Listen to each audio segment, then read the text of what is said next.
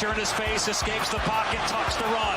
Across the 25, has the first down, stays in bounds and takes it all the way into the end zone. This is 365 Sports, powered by Sikkim365.com. From the 19-yard line, right hash going left to right. Man in motion on the edge. Here's a pass, and it's intercepted. That's Kareni Reed, and he takes it to the house on the first play of the game. 21 yards, a pick six for Kareni Reed in Utah. 365 Sports is presented by IdealMRI.com. High-quality MRIs for $497 or less. IdealMRI.com. Your health is important, so is your budget. 2nd and 7. Ball outs. Mitchell dropped it. It's scooped up by Carter. You mentioned it. The three-time captain, Mr. Duke, has a touchdown. 365 Sports is also brought to you by Texas Farm Bureau Insurance, protecting Texans since 1952. It's an old-school formation for West Virginia on 3rd and goal from the 2. They give it to Donaldson, and he is in for the touchdown. Have you subscribed to our YouTube channel? Search 365 Sports on YouTube. Brought to you by TFNB, your bank for life. Slovis under pressure, ducks away, sends it downfield. It's in the hands of Roberts, and he's loose.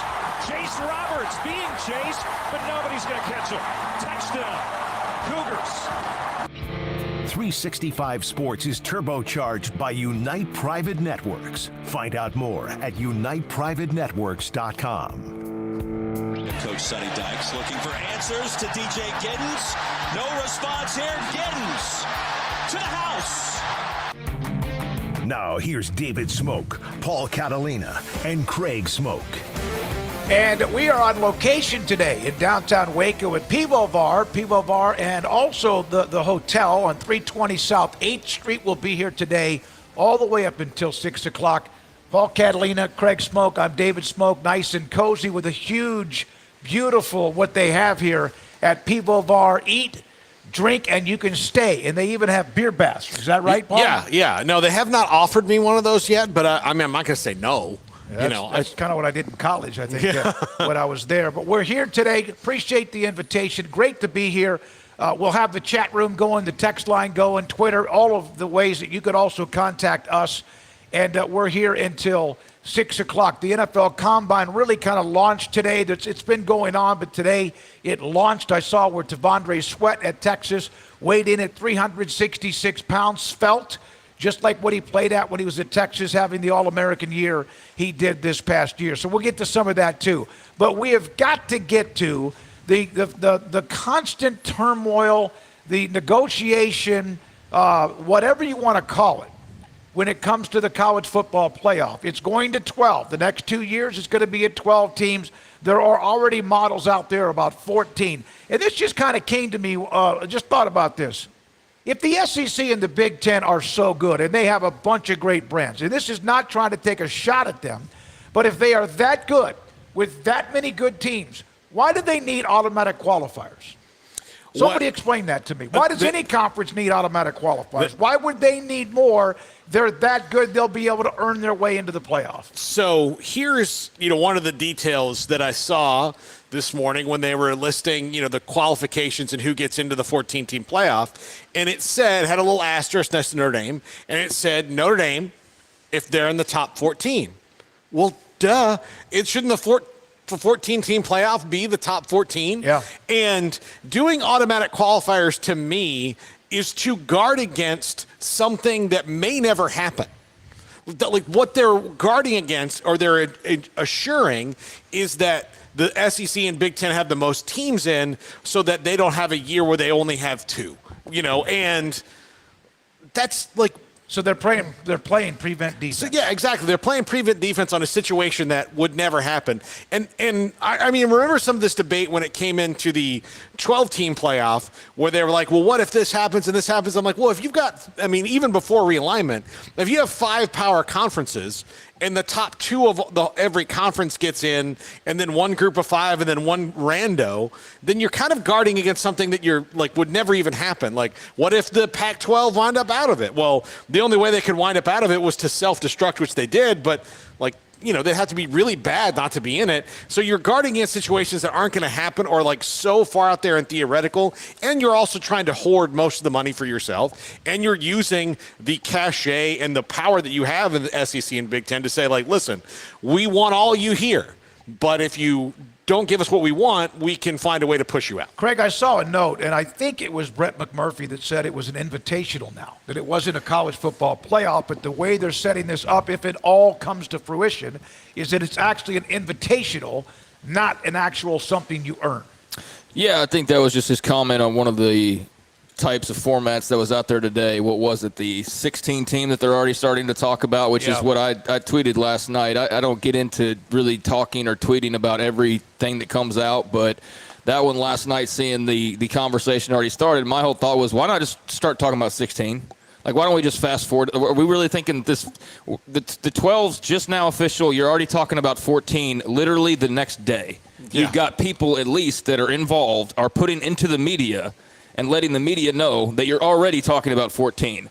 So why don't we just cut the BS and let's just slice through 14, unless you think that's the ultimate final format that this thing will be, and then that's fine. Like, let's get it established, and that's going to be the final format. But if not, let's just cut the bowl and let's just go to 16 where it eventually goes. Because for me, jockey and get all the details that you want, but can we just at some point, hopefully here in the next few years, just as a college football fan, as much as I love the chaos at sometimes too, I just would like to kind of have a format that's just the college football playoff, and that's what it is, and it's not every couple of years it changes, and then it's 14 and it's 12 and it's 16, and it's like just establish something. I think would be kind of nice, and have it settle in and be able to sit. The 4 did. We let the 4 sit for a few years, and eventually came to the point where just too much money was left on the table, and there was the Florida State situation, for example, or prior to that, a Baylor-TCU situation. And so everybody finally got to a point where enough came together where you're like, all right, we need to go past 4.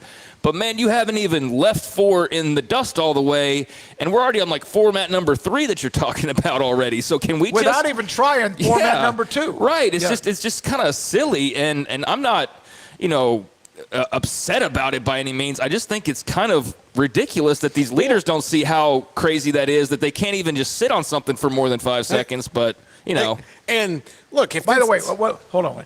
You mentioned the media. These were columns last night. Murphy, Mandel, Dinich, Thamel, Vanini, Ross Dellinger. This was a talking point. Yeah, so I'm absolutely. almost like when you're on the Republican or Democratic campaign, and these are talking points for when you go in front of camera. Remember Al Gore's lockbox? Yeah. Lockbox. Like, that was the thing. Now,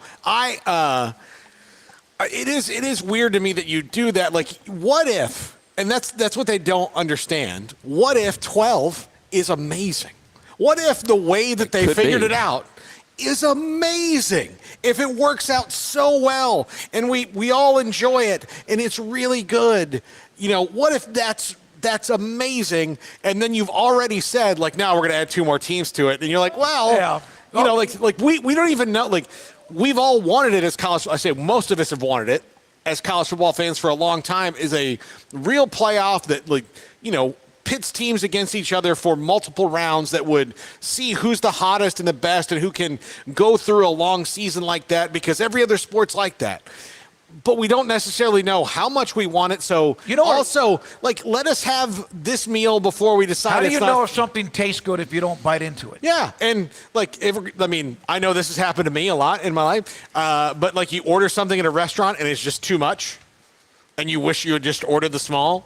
Like, that's what you don't want to happen here. You don't want it to be too much, and but I agree with Craig. Like, look, if you're just throwing 14 out there and saying there's momentum, so that then you come out with a better plan that's 16, then just tell us the 16-team plan. Here are a couple of headlines. Let's say this was going to be. Here are a couple of the headlines, and Craig, I read some of them, but you guys react to it. Inevitability of Big Ten SEC access, revenue, power, college football playoff. We know that. Dennis Dodd will join us here in about 20 minutes. Is cluster blank one word or hyphenated? It's one word in my dictionary. Why the great SEC needs guaranteed spots. 14-team college football playoff has momentum.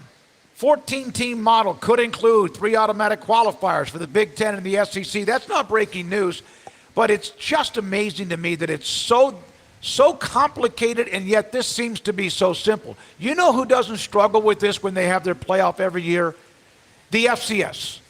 They have their teams, they're invited, they play the games, they play a tournament. I think there are 16 teams, and they have a national championship game. Yeah, but that's not apples to apples. That's a league or a group of leagues that actually see each other eye to eye. There's not That's true. leagues actively trying to sabotage the others and grow to be NFL imposters and make all of the money. And they have the inherent advantages already, the SEC and the Big Ten, but there's not a level of that in the FCS. So there's nobody trying to bogart all of the playoffs. If there was an SEC and Big Ten in the FCS, then yeah, the rules would have to change.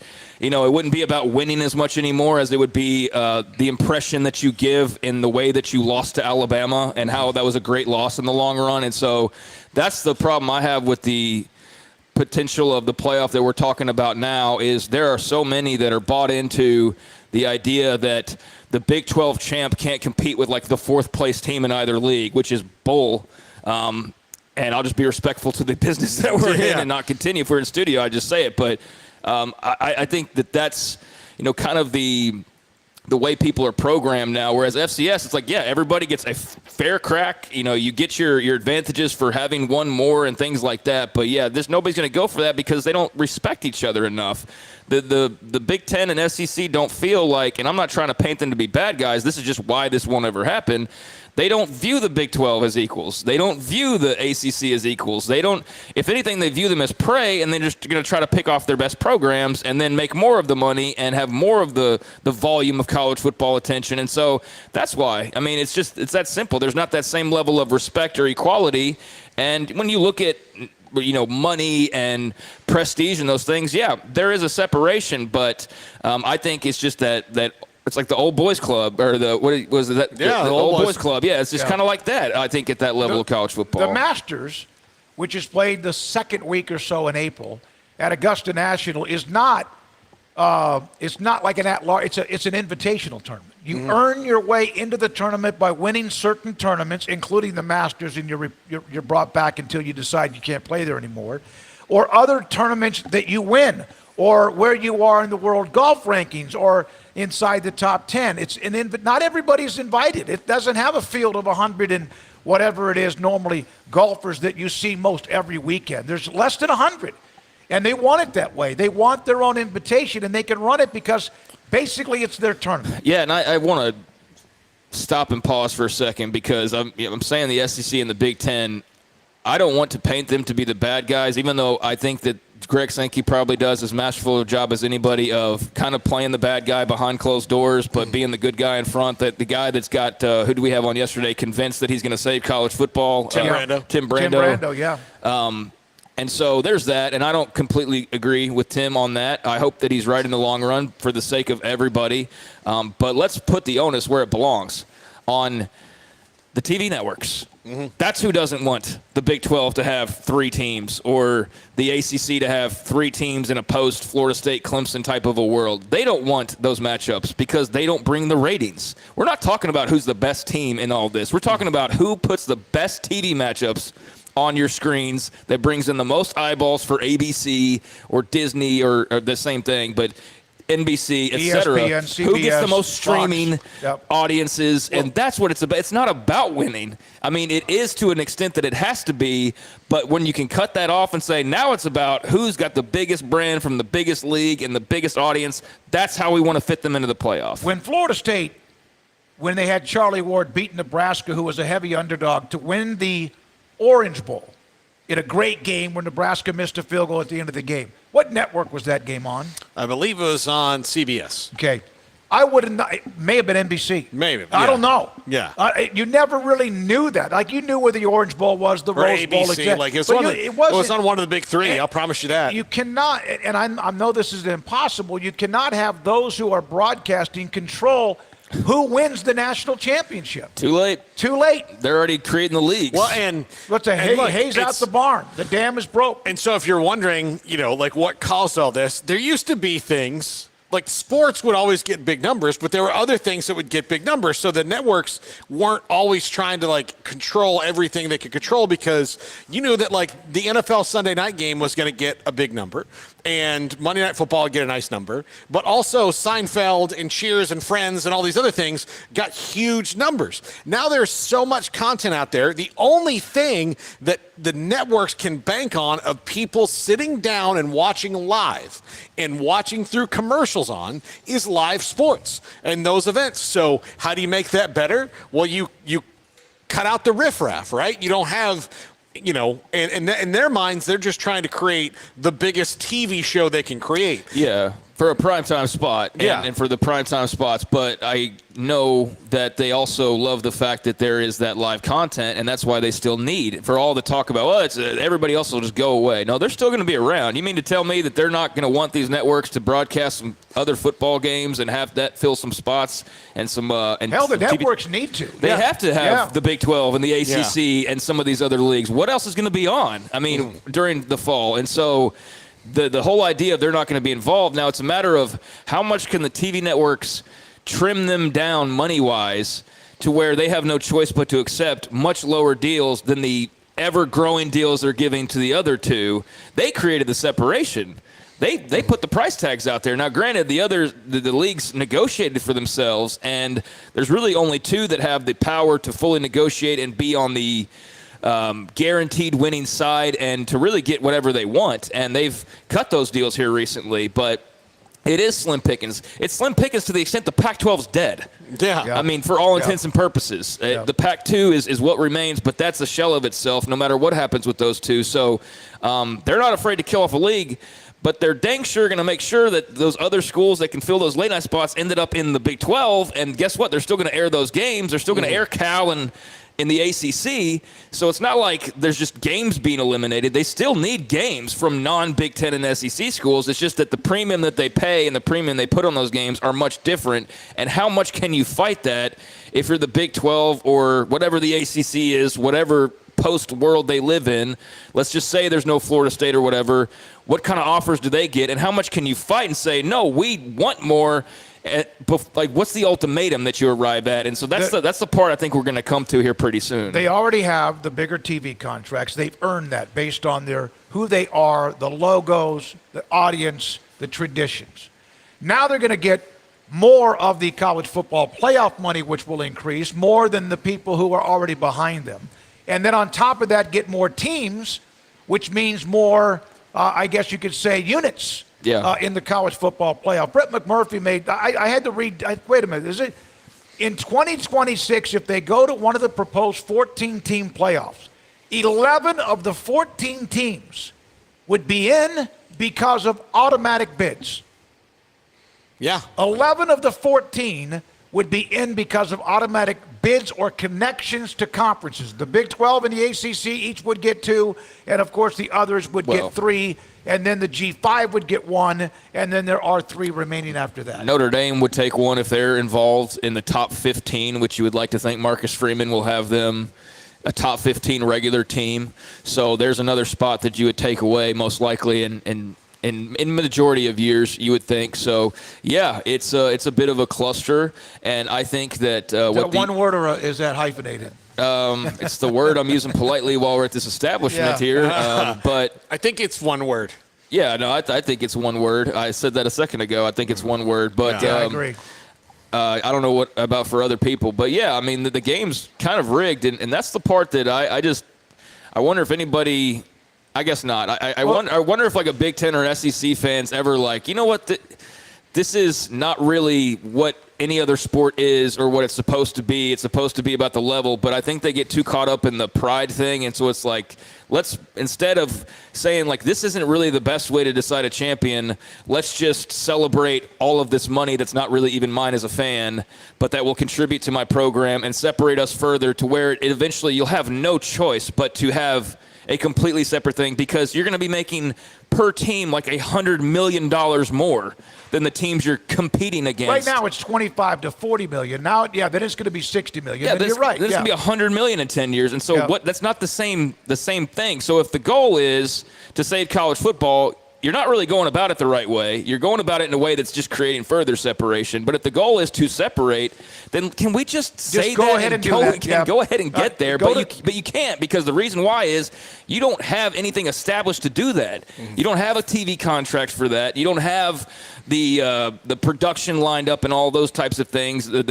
You'd have to do that all. How can you when you don't even know what you're going to buy? Right, but I mean, I'm saying you're all on your own, and that's where I think of like, why don't they just do it right now? Well, that's easier said than done. You don't just break off and then you have everything set up the way that it's already set up right now. So that's the part that's going to take some time if that's the goal. Stuart Mandel said, "Why does no one in a position to do so ask Sankey or the power money-hungry commissioners these questions? Why do you need so many guaranteed spots?" And we know the answer. Yeah. We know the answer. Greed. Well, yeah, because we can. By the way, I think it's because you can. It's that too. The first question I would ask Tony Petitti or Greg Sankey is that question.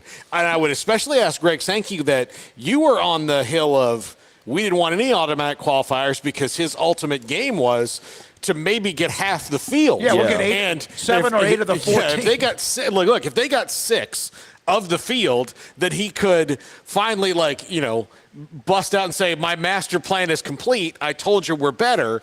And by getting the automatic qualifiers, now they still may get that, but now you have to ensure that other people get them. That's why he didn't want to. He wanted to be able to stare down the ACC and the Big 12 in particular and say, see, you're not us. Yeah, you can't get here. But he cares about the ecosystem. Yeah, that's where I don't believe exactly what Tim was saying, with all due respect, All right.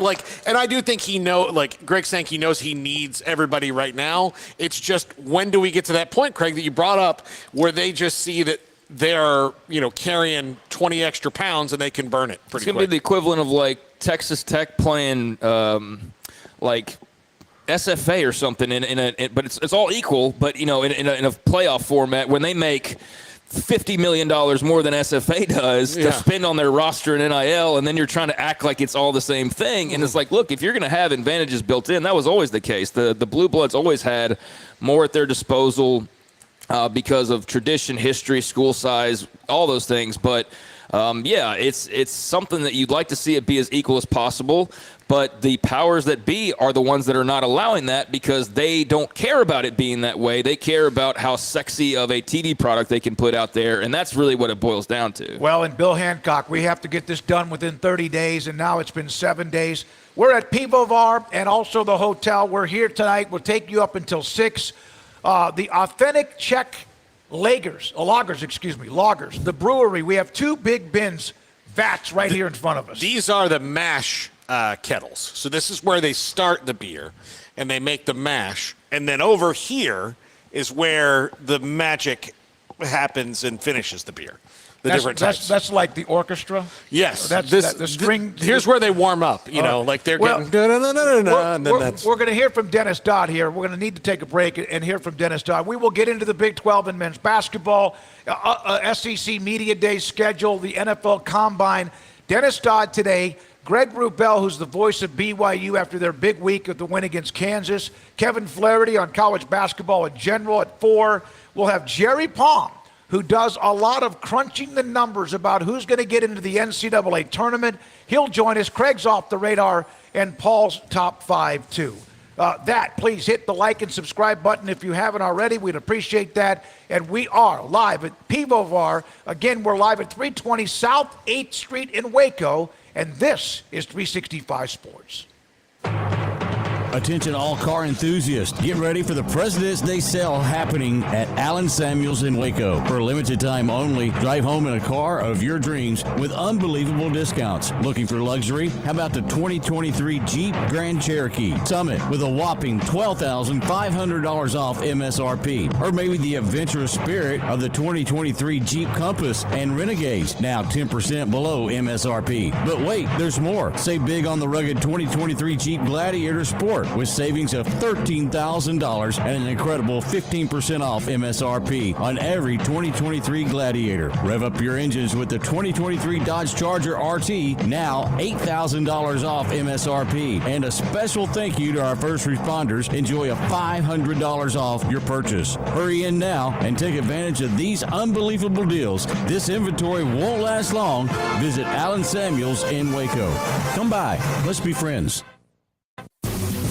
Pioneer Steel and Pipe opened their doors in 1943, and they have never wavered with their focus on great product and customer service, relationships with a handshake, making sure you, the customer, is satisfied. Their new facility is now twice the size, allowing new inventory, higher quantities, and in a much more organized fashion.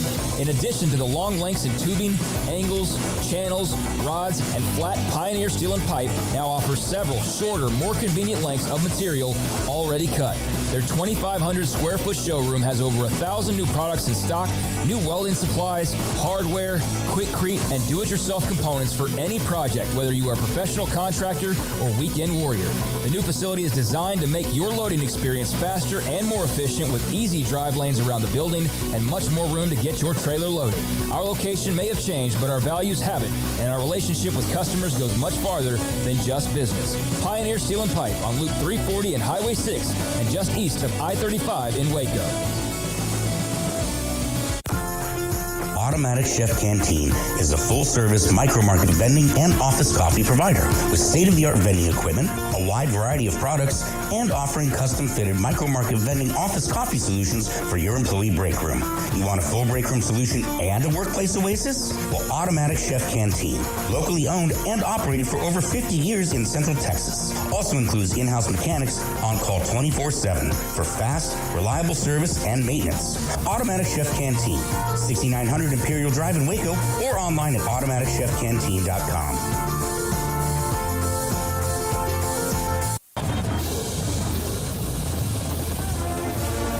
Looking to connect with Baylor alums in your area? Baylor Alumni can help. Looking to host a watch party in your city? Baylor Alumni can get you started. Want to step out in your community and serve with other alums?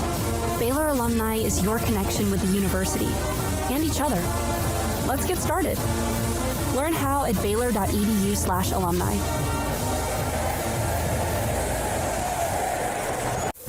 Stepping into the boots of a U.S. Army officer can add confidence and leadership skills to your son or daughter's career path. See all the things they can achieve in our boots at GoArmy.com. U.S. Army Waco Recruiting Company, 254-598-8131 or 254-776-1543.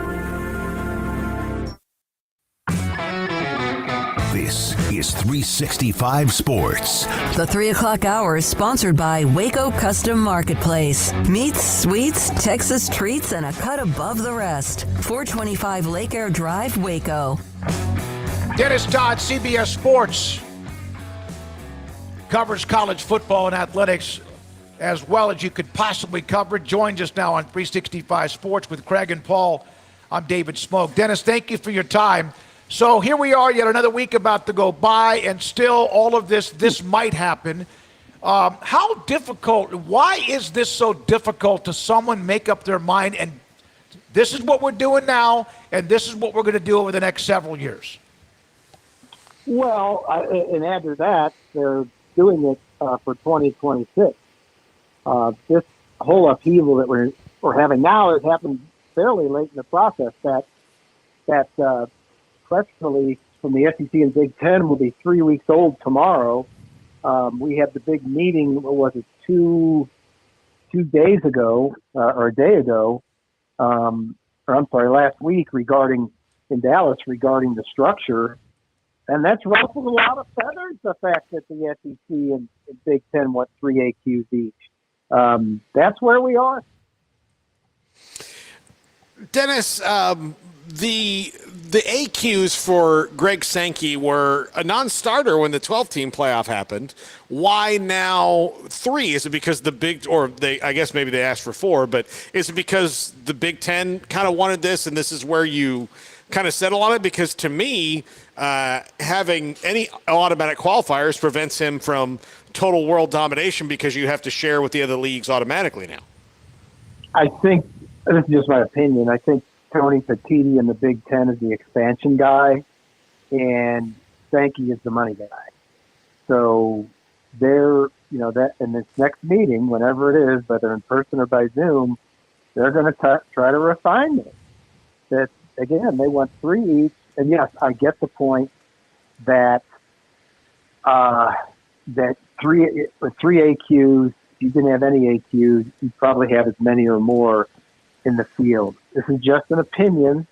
I don't think they trust the selection committee. I think they want to lock those teams down after what the selection committee pulled off. They see let's say a Big Ten team playing a tough schedule, non-conference schedule, goes 9-3, and there's a 10-2 team out there for a spot, not necessarily an AQ spot, and you're leaving it up to selection committees to make that pick. Well, the Big Ten thinks it should get that pick every time because of the AQ status. I think that has at least something to do with it. Dennis, you wrote the article yesterday behind the inevitability of the Big Ten and SEC gaining access, revenue power in the CFP. Can you just kind of dive into that a little bit? Because I think we are already, but what does this inevitably turn into ultimately? Like, I know that everybody wants to rush to the end goal, and not necessarily we have all the answers just yet. But, I mean, what are we talking about? How much is enough to where, all right, you guys can play too?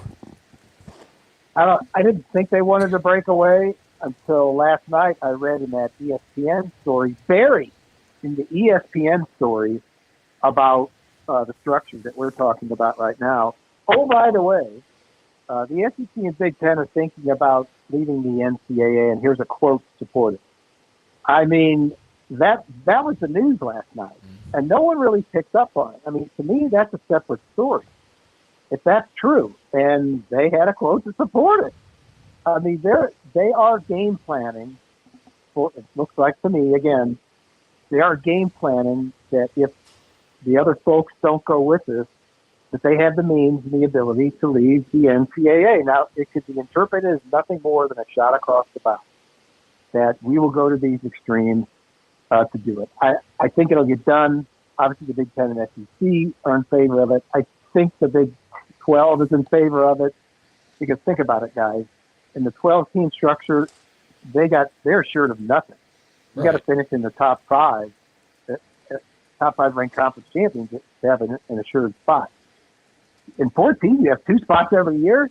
Go all the way to the bank with that. So then it just becomes a question of what does the ACC think? What does the group of 5 think? And what is the voting structure? I had in that story, I asked specific questions. We know through the next 2 years, it has to be unanimous. We've gone through that with Kirk Schultz.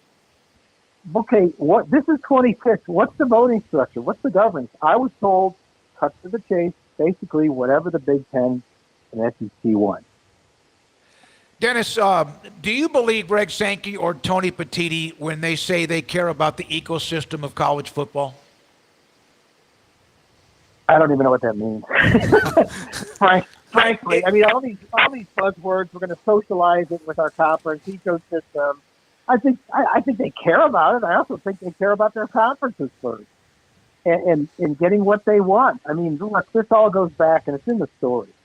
This all goes back to the moment realignment assured that every rivalry that matters, not the team necessarily, but every rivalry that matters is now in those 34 schools. And there's exceptions, maybe Florida State, Clemson, Miami, something like that. But that's it, guys. And when you have that, you have power. Damn, I never thought about that. Yeah. I know you mentioned that, but I didn't. I guess I didn't grab onto that the way. Yeah, there's maybe a handful of others, but not a very large hand. There was. Let me clarify that. In late December, it came clear to me in late December, or late 2020, Bert Magnuson at ESPN is the vice president, I think, of programming. Very powerful guy, great guy. He said on a podcast, it's not about markets, it's not about brand so much as rivalry. And the more time went on, the more I figured that out. What happened in July 2021? Well, the SEC got the Texas-Oklahoma rival. What happened in the next summer? Fox got, the Big Ten got USC, UCLA, and Oregon, Washington eventually. So it was, but guys, that's it. I mean, when you have those 34 schools and the rivalries that are in there, you pretty much control everything because you control televisions and ratings. How much do you think Jim Phillips is kicking himself for A, the alliance, which was a dumb thing in the first place, and B, what's going on within his conference right now, in which, like, he really, Florida State's leaving. They're leaving. Yeah, it's just a matter of when and how much. And then that puts, the Florida State rivalry within that umbrella. Yeah, exactly. So then you got more that would follow. Well, there's two questions there. Greg Sankey never misses out a chance to take a shot at the alliance. And I would counter what's holding up things now. It's the Big Ten and SEC, but that is what it is. It'll resolve itself. The Florida State thing's very interesting. I had a discussion Monday night with a TV executive, and he said right now there's no place for them to go. They could buy their way out, but he didn't think, they'd be on the top. Obviously, not the top choice of the SEC or the Big Ten because they don't bring value. It's called pro rata, the Latin term meaning equal value. They don't bring equal value. They don't bring $60 million to the SEC. They don't bring $75 million to the Big Ten. So what does that mean? Would they go? I suppose they go for half a share. Hell, SMU went for no money to the ACC for the next 9 years. So I guess they go, but this person said, I think they might go in the Big 12. Now, look, this could all change tomorrow. But I thought that from the beginning, that look what Florida State's done to get out of the ACC. Do you want that in your league if you're the Big Ten? Do you want that, theater, the political theater? They're televising their board meetings, sending out notices. It's on YouTube and banging trash can lids all over the place. I don't know. I mean, I'm not saying they won't end up there. I'm just saying it might be a thing. And the bottom of all this, none of these networks want to spend one more dime on this after what they've been through. Look what they've been through in realignment. They don't want to spend more money. But I don't know about Florida State. I guess that's my answer. Dennis, do you believe that that they can separate and that they would also continue to have the same ratings? And I know those are all, 63%, I think your article says, of the alpha rivalries or whatever BCS spots. Do you really think if they were to break away to 30-plus or so, that would work? Would they lose some college football fans in the end? I was told they could double their money. Wow. I can't prove that, but a colleague told me that yesterday. He's been researching stuff, that they would double their money. Because think about this. It makes sense because, and I've said this all along, when in the old days, when you bought the Big 12, you were buying Texas, Oklahoma. Mm-hmm. You had to show everything else, but you had Texas, Oklahoma. When you had the ACC, you had maybe 3 Carolina Duke games per year. You had to show Virginia and Wake Forest, but you got that. That was yours. Now think about that. Realignment is another word that goes with it, consolidation. And I just talked about that with all those rivalries. Right. If you got those all in one place and you own them, whoever owned them, I don't know. Maybe the NFL comes in and they're a part. That's something. That's something, guys. That's more than having to buy all the chaff to get to the goal. You almost wish the Big 12, Mark, and I'm sure Phillips or whatever, and they would have to have big ones to just say, all right, let's see you do it. I mean, because this just lingers and lingers and lingers, and just tell us where we're supposed to be. What's the end line? But by God, we're not going to just give in to everything. Do it, and let's see what happens. Yeah, I think it's going to work out. I don't think it's going to go. I thought that was very weird last night because that was just dropped in there. It was almost like a message to the other schools. You know what I'm saying? Yeah. I do think it's going to get worked out because they started to dig down on the money, on the revenue distribution, and that's obviously going to be huge. You can make a lot of people happy with money. Since the BCS started, 1998, the group of five has been basically given enough money so they will sue for antitrust. And that'll happen here again if this goes down. That's what they're trying to do now. It's just that it's been subdivided. There were equal shares in the CFP with the Power Five. There's no more Power Five anymore. There's a Super Two, as I call it, and they want a weighted share. That's what we're talking about. Dennis Dodd, CBS Sports, with us on 365 Sports. Dennis, a question or two more, and we do, as always, appreciate your time. Craig? Dennis, obviously there's the ACC schools that are sitting out there that would be of potentially some interest for the SEC and the Big Ten, but what is the appetite to, let's say, go pick off a Kansas and just go ahead and just deal the fell swoop and grab every brand that's got any sort of value whatsoever? I mean, just in terms of even further expansion for those two, do you feel like it's just a matter of what happens with the Noles and a couple of those teams, or is it like there's still more territory out there to conquer that we're just not even thinking about yet? Well, there's a law of diminishing returns that has to apply at some point. In other words, too much, some is good, more is better. Too much is too much. Just what we're going through right now. They haven't even played a season of a 12-team playoff, and they're already mapping out 4 teams. Right. I think the presidents, I think the presidents in the SEC and Big Ten let's just wait a few years and see how this goes. Again, Florida State can buy its way out, but it has to have a place to go. Now, the question is, if they do get out, that's destabilizing the ACC, because there are more valuable brands in that league, and then they'll have a blueprint on it, how they get out. There'll be a dollar figure there.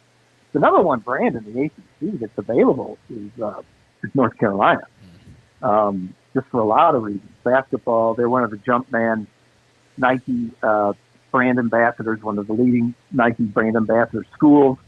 I don't want to say much bigger than Florida State, that's for sure. Virginia is desired.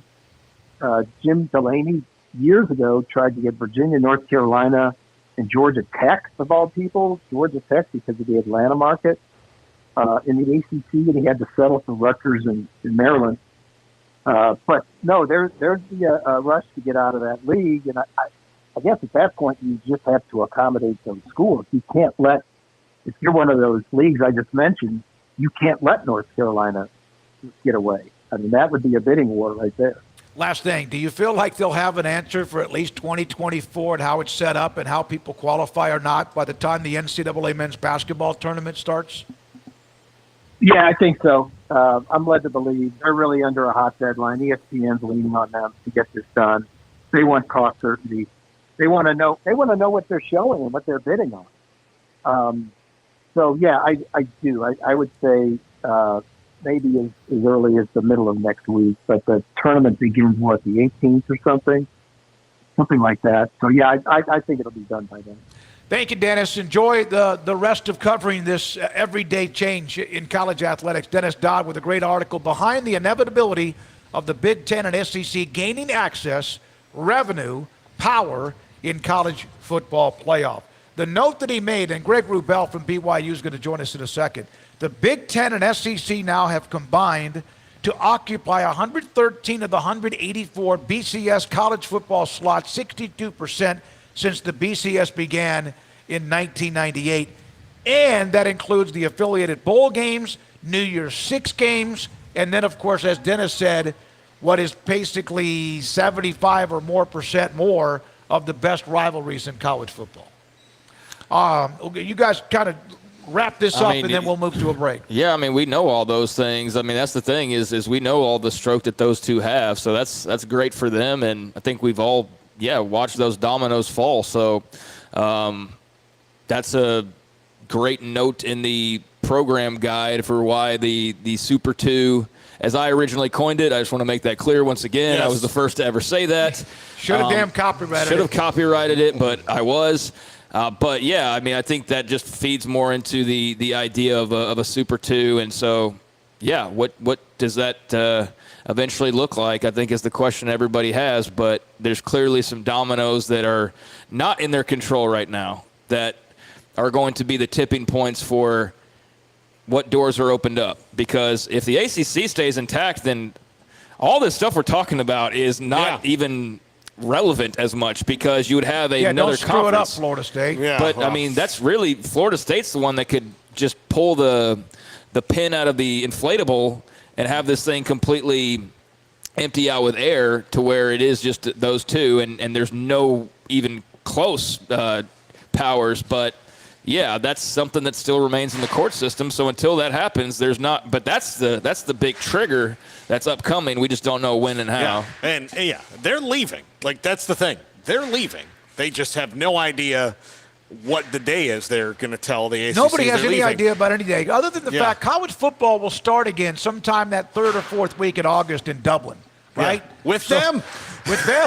All right. Yeah. When we come back, BYU men's basketball with that huge win at Allen Fieldhouse. Greg Wrubell, his thoughts on that. Plus, we'll have Kevin Flaherty looking at the rest of the next week and a half of the regular season in men's basketball. The women wrapping theirs up as well. Oklahoma women won the Big 12, by the way. Last night, Garrett sent me that text late last night.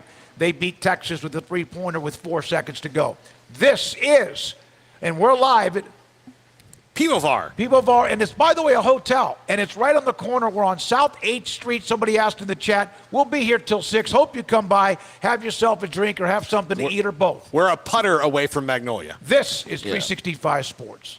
Samantha Duvall, TexasBeefHouse.com with me, David Smoak. And tell you what, you guys keep rolling along. You do have yet another date, correct, for an online and live auction? Yes, our next online and live auction will be Thursday, April 25th. We've discussed how this has been unique and how people have reacted to it. Has that momentum continued as you've done more? Yes, it's kind of half and half. We'll have a good amount of people there that are from the area, and then we have probably 40% that we ship out. And everybody that I've delivered locally to has talked about how much fun they had, and they want to know when the next one's going to be. We've gotten great feedback from the people that we've shipped to. They're all just so excited about this event, and they can't wait for the next one to happen. We have viewers of 365 Sports have waited on a bid and then not gotten the bid on a great deal that was available, and they have been frustrated by it. So the competition is good, and it's supply and demand. And really, this last auction went perfect. Everything was more average, and I think that's what was so much fun for everybody that was there live at the auction. TexasBeefHouse.com, farm-raised, aged Wagyu beef, offering local delivery within a 20-mile radius of White House, which is just outside of Tyler. This question does come up, that you ship to the lower 48 states. We ship to all the lower 48. This last auction, we offered free shipping on all of the orders. So that's something that we plan on doing with the auction in April. It's pasture raised. We oversee all of the cattle that are born right there on our ranch. It's never outsourced. We see it from the time they're born to the time that we take it to our butcher, and then it comes right back to us. So the last people to handle your product is the farmers that raised it. Premium grade East Texas beef. Customers don't have to go out and buy their beef. TexasBeefHouse.com, from their family and their ranch to your plate. TexasBeefHouse.com. Cars priced right, day and night. Average your car in Texas. Trucks built for you, red, white, and blue. Average your car in Texas.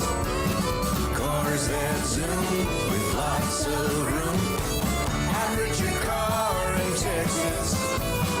Count on us, a dealer to trust. Average your car in Waco, Texas. Pizza, burgers, and Bears football. There's no place around Waco that serves them all other than Bubba's 33. Come show your green and gold and enjoy some of Waco's best food and beverages while watching your favorite team, the Bears. When real Bears fans get hungry, Bubba's 33 is the #1 spot for ice-cold drinks, hand-stretched, stone-baked pizzas, and bacon-infused burgers. Join us for indoor or patio dining. Bubba's 33, Waco's restaurant and proud supporter of Baylor Bears football. Sick 'em, Bears. With so many companies and policies out there, it gets so confusing shopping for insurance, and I never know if I'm getting the policy that's right for me. Luckily, I met the team at the Niche Group Insurance Agency. With the Niche Group, you can go to one company and get access to coverage options from many insurance carriers, and you get to speak to a real person about your specific coverage needs. With the Niche Group, I know I'm getting the right coverage at the right price. If you need insurance, talk to the experts at the Niche Group at 1-800-258-8302. too. At Ideal MRI, we feel blessed to be a part of the Waco community. We're a small family business right here in Central Texas, and our goal is to bring down the cost of healthcare while maintaining high quality. At times like this, the cost of healthcare has never been more important, and unfortunately, significant illnesses and injuries still occur. That's why Ideal MRI is open and here to serve you through the difficult time. We offer premium MRIs just like a hospital with state-of-the-art technology and specialists, but you'll pay less.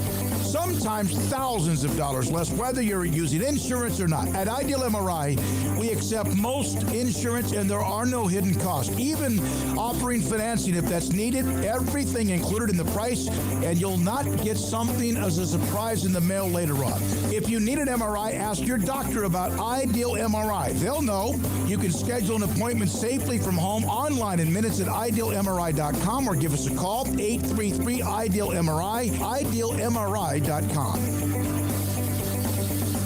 Waco Regional Tennis and Fitness on Lakeshore Drive is a premier elite life-changing experience where you can change your mind, body, and soul. Offering over 50 group exercise classes every week, including boot camp, bar, silver sneakers, and 10 cycling classes with morning and evening classes available. New state-of-the-art bikes that allow you to compete against yourself with a screen monitoring your speed, miles, resistance, and power. Personal training with Christy London, Randall Corley, Alex Botch, and Nathan Roach, where you will be encouraged and motivated to grow, losing inches in weight the right way. There's a kids club included with your membership, plus sauna and tanning bed. 16 tennis courts, plus a beautiful stadium court, and longtime youth tennis pro Britt Coleman and assistant junior pro Kenna. Adult tennis lessons and clinics with Blake, and the commitment to pickleball with 8 courts and instructor Jody Thurman. Visit the website at wacotennis.com next to Hawaiian Falls on Lakeshore Drive in Waco. This is 365 Sports, powered by Sikkim365.com. Enjoying the show? Hit the like button and subscribe. Last night, Iowa State stayed right there on the edge in that race with Houston for the regular season championship of the Big 12 with the week still to go, the weekend and also next week. And, of course, the game this week that popped on everybody's radar was BYU at Allen Fieldhouse coming back to beat KU. And what a year it's been. A really good year. Baylor got a taste of that BYU long-distance shooting just over a week or so ago. We're joined by Greg Wrubell, voice of BYU Athletics with Craig and Paul David Smoak. Greg, thank you very much. Can you describe what that win, and I know they've had many others, but what did that win mean to the program in your opinion? Well, in terms of regular season wins, it's one of the biggest in program history, and there have been some big ones for BYU. Most recently, they came in Spokane against those, first and second ranked and undefeated at home Gonzaga teams in the last decade or so. So wins in Spokane were big. Gonzaga was a national name by then, and the Cougars actually got them 3 times in a row up there, which nobody was doing. So those were pretty big because Gonzaga was either a 1 or 2 team nationally and never lost at home. But, the Kennel's not Allen Fieldhouse. And so to go to the, essentially the home of college basketball, if you will, and take down a top 10 team on its home floor in a place where they'd won 19 in a row and at 14-0 this year and a 12-point lead in the second half, teams generally don't win those kinds of games, and BYU did. And so to do it in a sold-out building with all the history and as good as KU is, and in your first year in the Big 12, trying to prove yourselves for a lot of reasons, it feels like one of the biggest regular season wins BYU's ever had. Greg, as organized as student section and fan bases you'll find almost at any sport. And so most of the time when you're in Allen Fieldhouse, you're not going to get a moment to think, but towards the end of that game, they kind of had the crowd just dumbfounded. What was that like, experiencing a Fog Allen Fieldhouse that was a little bit beside itself? Well, it was my first trip in there for a game, but I know that when the fans began streaming for the exits with under 5 minutes to go, that had to be a pretty rare experience in that building. And so a lot of those fans felt it was over. It wasn't over, but a lot of them said that this is not going to go KU's way, and they need to leave. And I'm sure you can count on one hand in the last number of years the number of games where people left early from a game that KU was losing. And that happened. And so even though I was new to it, I had to believe that it was a new experience, or a relatively new experience for a lot of those fans. Greg, what's just the experience been like seeing the night in or week in, week out competition in the Big 12, matching up with these new teams? I know you come across them in the tournament and in preseason games and things like that, but actually the grind of the Big 12 that BYU heard so much about, what are your thoughts having been through nearly a full cycle at this point? Well, I think it was everything we and players and coaches and followers had expected and more. Both in terms of the intensity of competition, the sense that you get in every away venue, just how big those schools are to those communities. It's exceeded all my expectations. And I think BYU as a team's performance has exceeded expectations. They were picked to finish 13th by the coaches in this 14-team league. And if they could pick up one more year in the next 3 games, they'll be assured of no worse than a 500 record in their first year in this league.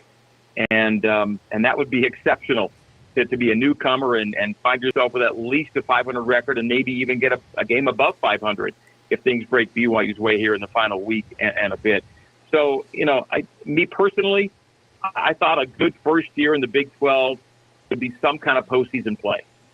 And not only is it going to be some kind of postseason play, it's going to be NCAA tournament. They're in everyone's bracket right now. I can't see them not making the dance at this rate with 3 games left in the regular season. So to go from a preseason prediction of 13th, almost no postseason expectations, to being locked by most people right now into the bracket, I mean, who could have wanted anything more for your first year in the best basketball conference in the country? And then the other stuff that goes along with it, the new cities, the new venues, the new fan bases, the vibes you get in these buildings.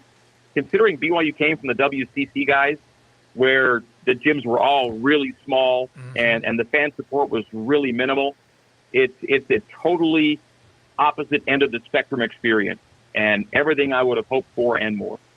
Mark Pope played in the NBA, a heck of a player in college, played at both Washington and also Kentucky. I saw, who was it? Was it Pitino that shot when they beat Baylor? Pitino gave him a shout out, how proud he was of Mark Pope. What kind of person is he? He seems to be a heck of a coach, obviously, understands the game, played the game, but what kind of personality is he? Well, he is gregarious and upbeat and affable and funny and charming and ultra competitive and all the things you want in your coach. And then beyond that, he is the fit for BYU. He's a member of the school's sponsoring church. He buys into everything that the school is about, and certainly he is an adherent to the religion and the church that sponsors the school. And so in a lot of ways, he's the perfect coach for BYU. And granted, every head coach at BYU has been a member of the church, and so you try and meet both ends. You try and find someone who values his membership in the church as much as he values winning on the floor. And BYU's got that in Mark Pope, and his predecessor, Dave Rose, was more of the same. BYU's been very, very fortunate with their head coaches. This is my 28th season calling games, and I've had 5 head coaches. One who was a long-standing coach. He was let go early in my first season. The interim coach they got was also a great guy, but he didn't continue with the school. And since then, the 3 coaches I've worked with most are Steve Cleveland, Dave Rose, and Mark Pope. And each one has been outstanding in their own way. And again, it's a unique fit at BYU. You can't just go pick a coach in the country. You've got to find the right coach for a lot of right reasons. And BYU's got another of the right guys in Mark Pope. He's young. He's in his 40s. He's seen as a riser in the profession. But I'll tell you, BYU fans would be happy if this was a lifetime destination for him, because his early success has shown signs of staying power, and doing it in this league has already proven a lot of doubters wrong, I'm certain. He played for Pitino at Kentucky, was on the national championship team. They had a great run in 95, 96, so there's part of that communication or pipeline too. Greg, this is a team that they bomb threes like nobody maybe in the league, and there's a lot of teams that love shooting threes, but they rely on it. You live by it, you die by it. But lately they've been living by it. What has been the kind of X factor, and then just improving so much from being behind the arc and being able to take, again, you take Kansas out of a game, you take Baylor out of a game early when you make that many threes? Yeah, and for BYU, it was kind of late that it happened, at least at KU.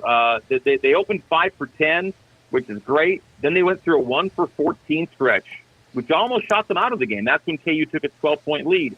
But then the Cougars heated up when it mattered most, and they end up with what I call a prototypical BYU game. If BYU could be 13 for 34 in every game going forward, they would take it. That's where they want it. That's the sweet spot. That's the wheelhouse.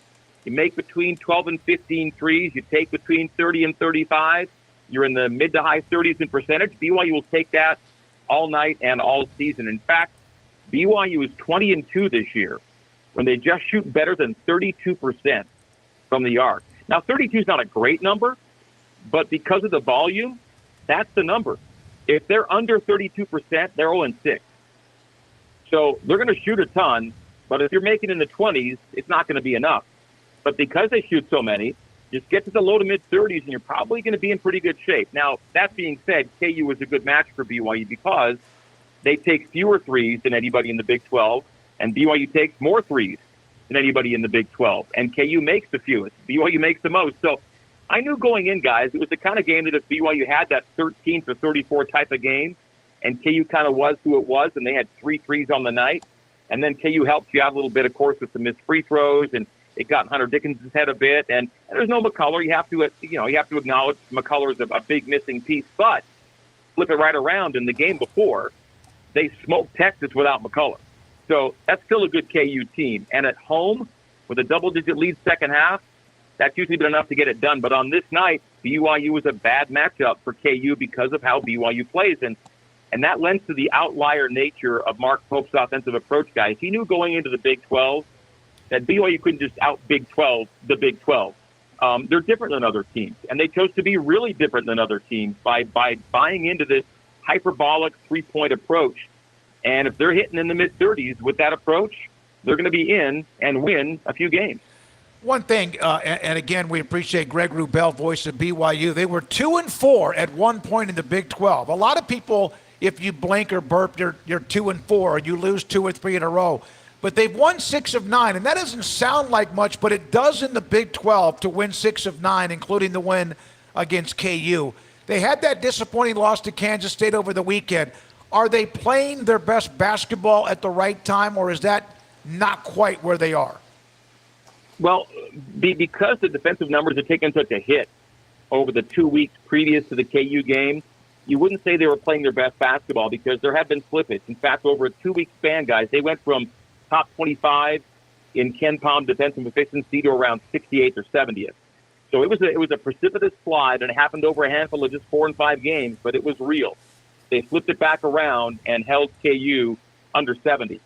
If you can do that and keep Kansas in the 30% rate, which what BYU did defensively, that's a sign they're getting back to who they were. And again, who they were most of the season was a really good defensive team.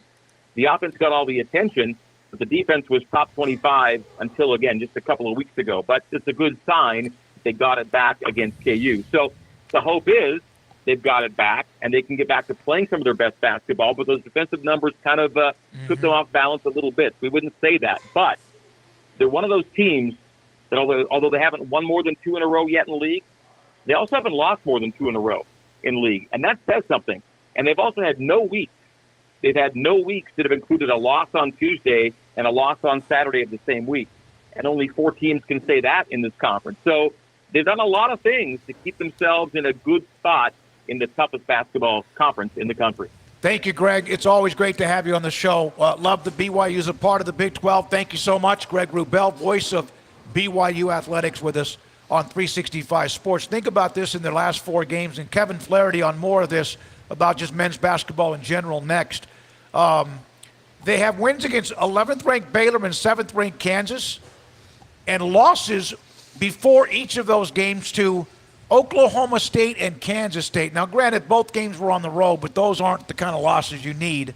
But they've survived it because they've been able to win against Baylor and KU. It'd be nice for BYU if Kansas State can get themselves back up into the tournament. No, absolutely. Yeah. Which they're like, Kansas State is right there now on the edge of being able to do that. They have a tough schedule on the way out, but if they win those games, they can and maybe win one in the tournament. I think they're going to be okay because that record would put them better than Texas. And I don't think, short of Texas losing every game they play on the way out, that they're going to be out of the tournament. So. Yeah, and Texas has a dearth of quad 1-1s given their schedule. They've got some, but they don't have as many as they thought they would have. Well, that win in Lubbock, the quad 1 wins, and then Kansas State beating BYU actually kept Baylor unbeaten in quad 1 wins because K-State remained in that what you call the sectional of where you're ranked in the net and everything else in quad 1 because they beat BYU. It's kind of complicated, and it is. Jerry Palm will join us to kind of explain that a little bit more with us when we have him on in about 20, 25 minutes. But coming up next, Kevin Flaherty on the overall national view of men's basketball. We're getting closer and closer to the end of the regular season, conference tournament, Cinderella, March Madness, and more.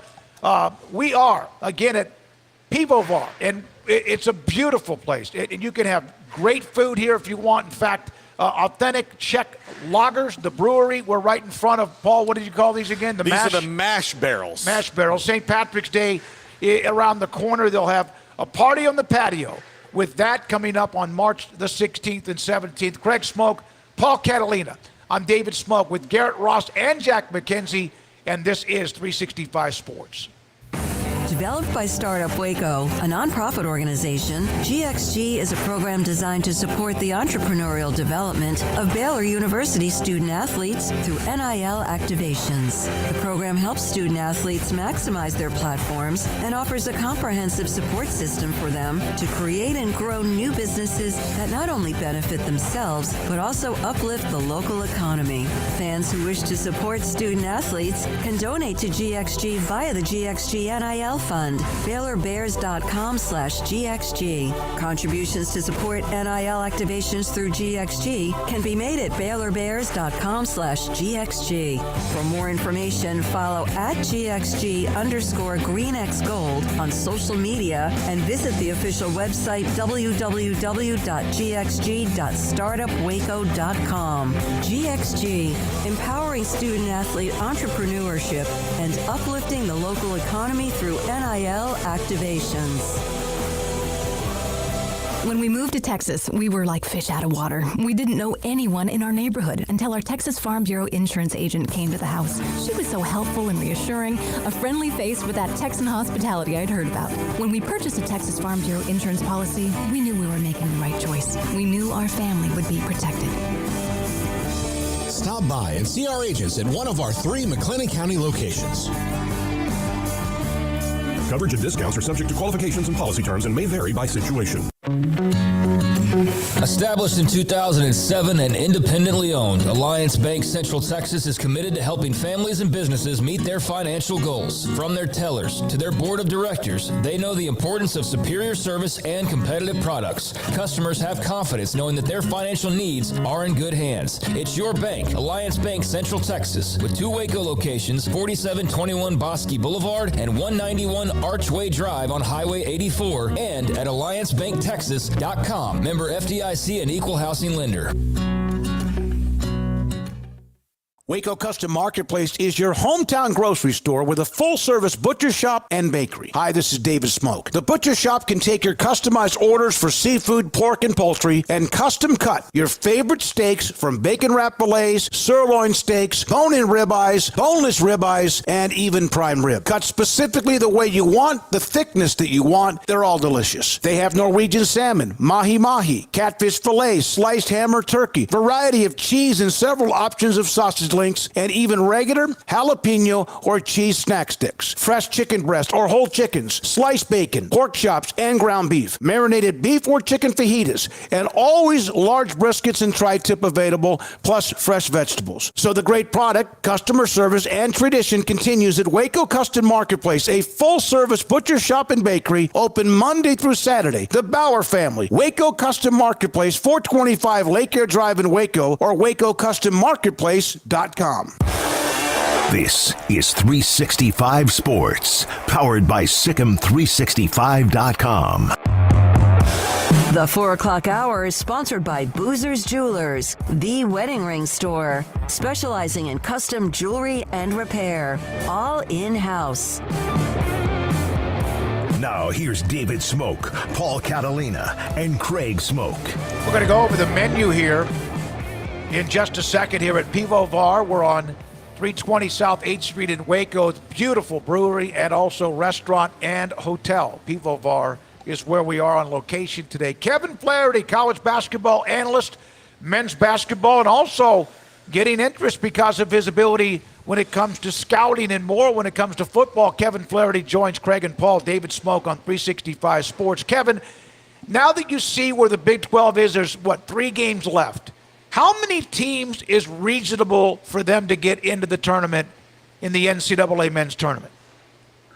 I think right now you're looking at 9. If the season were to end today and, you said, okay, the NCAA tournament's tomorrow, there would be 9, and they would be 9 pretty solidly in. I think Texas is your 9th team in that scenario. Texas is looking like a 10 seed, probably a high 10 seed, not really on that 10-11 bubble right now. But those would be your 9 teams. And then you have 2 teams that are on the wrong side of the bubble kind of by a little bit, and that's Cincinnati and Kansas State. The one good thing about the Big 12 is it gives you a chance to make some statements, get some quad 1 wins. And so there is a chance, I think, for one of those 2 teams to maybe grab 1 or 2 of those to end the season, and then if they do something big in Kansas City, maybe put themselves into that discussion. But that's going to involve, a team like Kansas State going to Kansas and winning at Allen Fieldhouse. And I'm not saying that can't happen. Obviously, BYU did that earlier this week. But I do think that it's a little bit of a tall order for both Cincinnati and Kansas State right now. They're not just on the outside looking in, but they're not looking in directly from the window. They're looking in the window from across the yard. Yeah, so let's just take Kansas State. If Kansas State beats Cincinnati and then loses at Allen Fieldhouse and loses to Iowa State at home, then do they need to win 2 games in the tournament, or would you say that they'd already be out? I think they'd probably be out at that point. They would have a chance, obviously, with how strong the Big 12 is to ratchet up that resume in Kansas City. But at the same time, I'm not sure that they'd be able to do enough, other outside of obviously getting the league's auto bid by winning the tournament to get in at that point. Kevin, we were just talking with Greg Wrubell, the voice of BYU, and just kind of getting his thoughts on not only that win against Kansas, but just their first year in the league. How surprised, if at all, have you been with what you've seen from the Cougars and just diving fully into the Big 12 the way that they have in hoops? Yeah, I thought BYU would be better in football, and I thought BYU would be worse in basketball.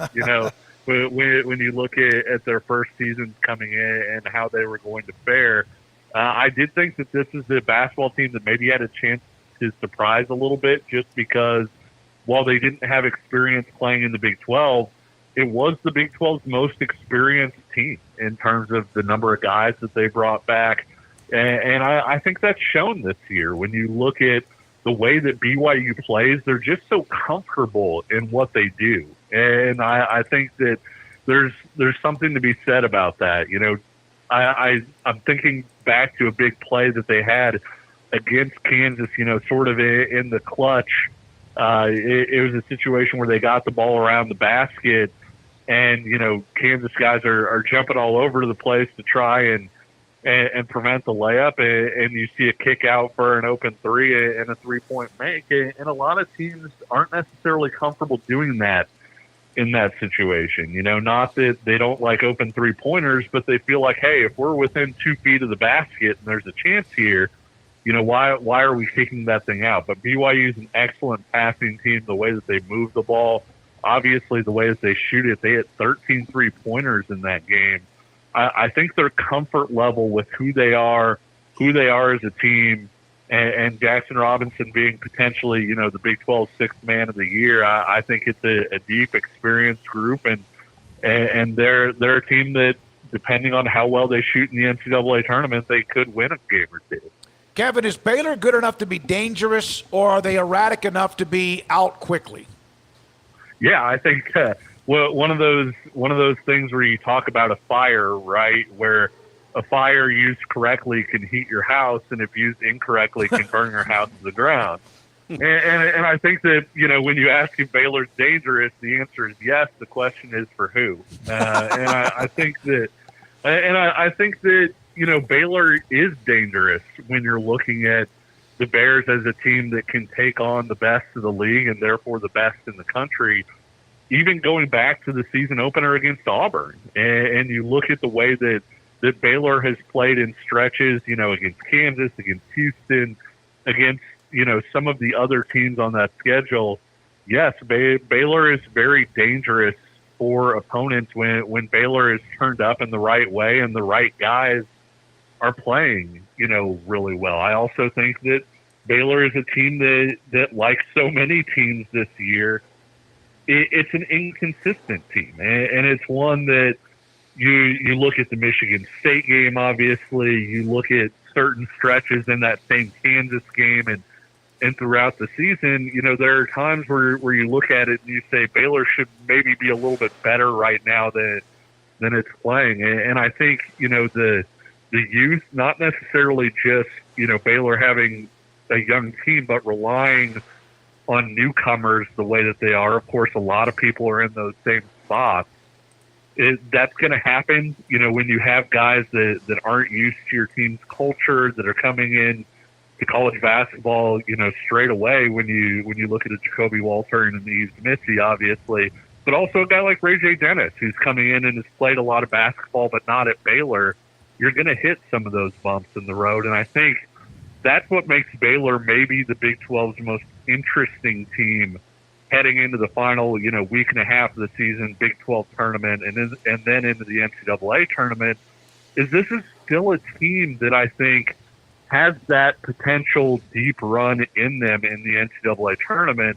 The question is, are they going to get there over the next couple weeks, or is it going to be something where you wind up saying, well, shucks, if the season was a month longer, maybe they'd get there.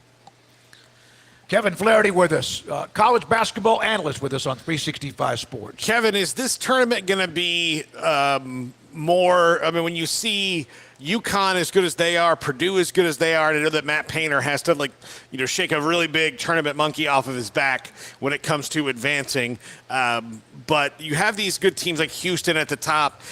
Do you think when it comes down to the last weekend, we're going to see more of those high-seeded teams, or do you see more of a continuation of last year where that COVID year and the transfer portal and the veteran nature of all of college basketball creates more chaos like we saw in 2022 or 2023? Well, there's kind of a truism out there in that whenever we think that, hey, the top of this sport is pretty settled is when you have a wild NCAA tournament. And whenever you feel like, hey, this is an NCAA tournament where you're going to see absolute carnage, a lot of times for whatever reason, that tournament turns out fairly chalk. And, I wouldn't said, maybe a week or two ago that there have only been 2 NCAA tournaments that I probably would have predicted if you would have given me, say, 2 teams versus the field, where I would have picked those 2 teams and said, okay, I'll take those 2 teams over the field. One of them didn't wind up happening,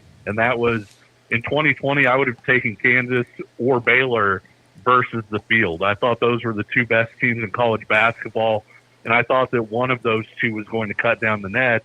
Ironically enough, the other time would have been the very next year. I thought Baylor and Gonzaga were the 2 best teams in the country by a fairly significant margin, and I would have picked those teams. If you offered me this year, you said, hey, it's Purdue and Houston, or, Purdue, Houston, and UConn versus the field. Let's even up it to 3 teams. I think I would probably take the field, but at the same time, it feels like every time we say that is when one of the favorites winds up, kind of running to the title. Who is your player of the year in college basketball right now? Is it Edey at Purdue? Is that a given or somebody else? It's Edey for me, although Dalton Knecht has made up about as much ground as I think you possibly can. It's so tough, though, because I think we've had so many discussions over the last few weeks about what Kevin McCullough means to Kansas, right? And he was a guy that was on sort of everybody's mid-season first-team All-America team, and since he's been out, Kansas has looked like a little bit of a different team. But they've still ultimately probably been an NCAA tournament team. You take, you take Zach Edey off that Purdue team, just act like he didn't exist. I'm not sure Purdue reaches the NCAA tournament. I'm not sure that Purdue has a really good team. And I like those guards. I think they've grown up a lot since last year. I don't think we're going to see another Fairleigh Dickinson type game, because I do think that Braden Smith and those guys have gotten a lot better.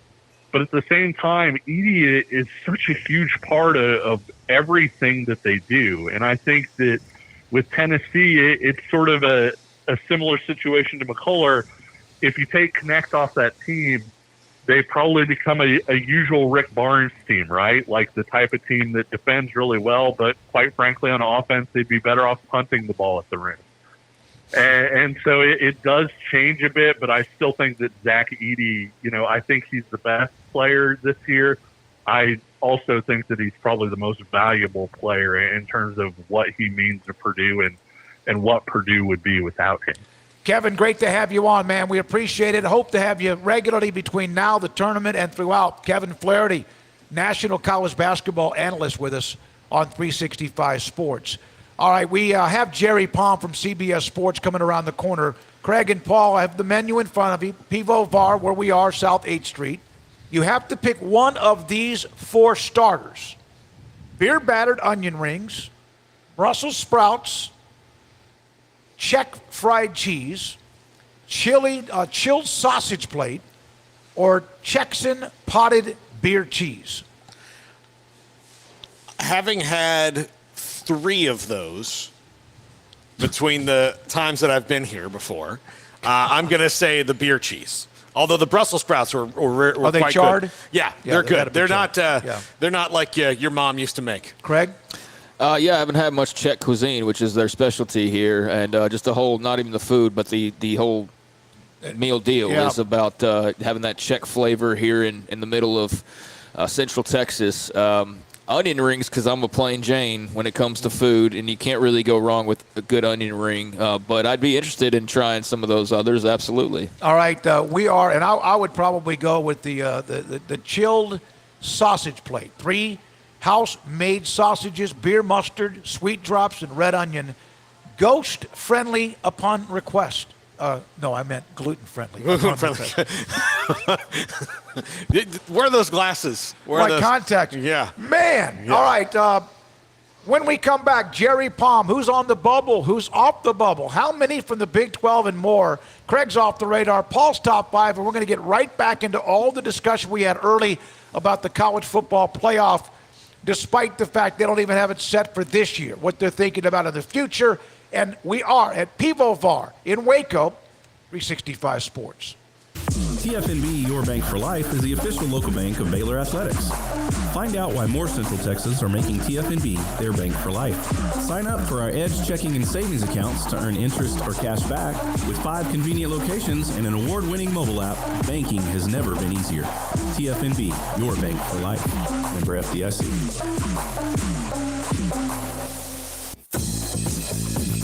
Baylor Scott & White Southwest Sports Medicine and Orthopedics, the team physicians for Baylor Athletics, diagnosing and treating all sports-related injuries, including concussions. These specialists also provide orthopedic services for athletes and non-athletes alike, whether it's knee or shoulder pain, a wrist injury, orthopedic spine care, and even an arthritis and total joint clinic. Trust the doctors Baylor Athletics trust. Baylor Scott & White Southwest Sports Medicine and Orthopedics wants to get you back in the game.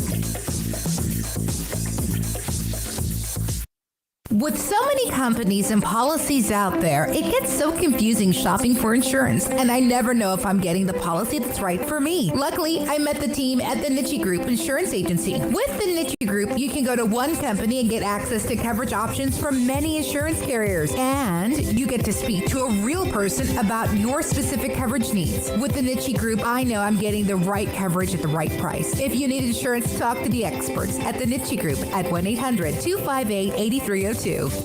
Samantha Duvall, TexasBeefHouse.com. The auctions keep on being, from what I can tell, a great success, Samantha. Yes, and they are so much fun. We have people that come out that have never been to any type of auction, and they have so much fun. You can hear and feel the energy in the room, especially when people are high-fiving each other when they've won a lot, or you can tell when people are just bummed when they didn't get that one and they're waiting for the next one, but the energy is just so awesome. Your father said it's been so successful, you're looking at doing even more and more into the future. Is that correct? That is correct. We don't have a date yet, but we're looking at maybe possibly sometime in April doing another one. And this one will again be a live auction along with being able to bid online for people that are not local. Farm-raised, aged Wagyu beef.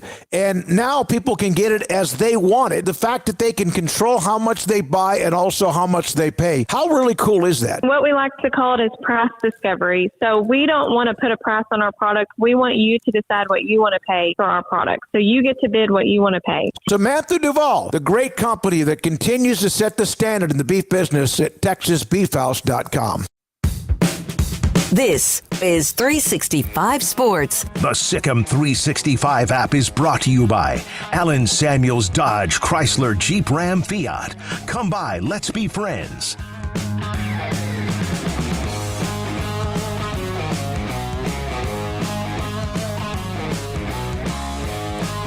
Jerry Palm. Man, this time of the year, or really anytime he's crunching numbers, is a great guest, and we appreciate him. Jerry Palm, CBS Sports, with us on 365 Sports. Jerry, what is this time of the year like for you? Do you ever sleep? It's really a series of naps. That's what Thomas Edison used to do. Like just now the phone woke me up. Well, damn, Yeah, we didn't mean to interrupt that, yeah. No, that's quite all right. No, it's not very much, but I'm kind of conditioned to it. Do you update everything basically in slots of the day, or like 6 o'clock at night, 9 o'clock at night, midnight, or is it constant? This time of year, it's once a day, usually in the morning. When we get closer to Selection Sunday, that final week, for sure, daily updates, in-day updates if we need them. It's a lot easier to do that kind of thing when conference tournaments are going on and there aren't as many games on your random February Saturday when literally everybody is playing. By the time I get an update done, it's obsolete if I try and do them in the middle of the day. Jerry, Texas you have in your latest bracketology as a 10 seed. Did that win over Texas Tech on Monday lock them in, or Tuesday? Oh, no. If you're a 10 seed, you're not locked. Okay. No, not yet. I've got, I think, 17 locks. But I define that differently than most. For me, a lock is, if you lose all of the rest of your games, are you still in the tournament? That does not apply to 10 seeds at this time of year. It does apply to teams like Baylor, but it doesn't apply to teams like Texas, who, Texas is still below 500 against the top three quadrants, for example. They play both Oklahoma schools at home. They'll probably be favored. They have to go to Baylor. Certainly won't be favored. We'll see what they do in the conference tournament. But typically, if you're below 500 against the top three quadrants, your chances of making the tournament are not good. Jerry, how much of a ride is a thin line is Gonzaga riding right now? Pretty thin, yeah. They have one win of any significance, and that's the win at Kentucky. They played a good non-conference schedule like they usually do, but unlike what they usually do, they didn't win any of those games except Kentucky. Then they lost to St. Mary's at home.